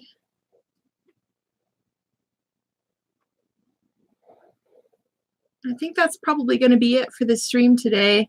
I'm not sure if I'll be streaming later or not. If I do, it will be announced on Twitter and Instagram. I'm guessing that by the time I get done working out and coming home and having a shower and making some dinner, it's going to be significantly after quitting time. So, but I will be back at it again tomorrow. And if there's anything to stream tomorrow, I will. It should be good. I'm very excited. We're in the final stretch here. Just the finishing details and stuff should come together fairly quickly. But I really appreciate all of you who have watched and joined and chatted with me today. It really helps the day go by a lot faster to have cool people to chat with, and it's kind of nice to know that I've got people who are watching that care about the content that I'm creating. So it's always appreciated. Thank you guys, and I hope you have a fantastic rest of your day or evening, whatever the case may be. Good luck, everybody. You got this.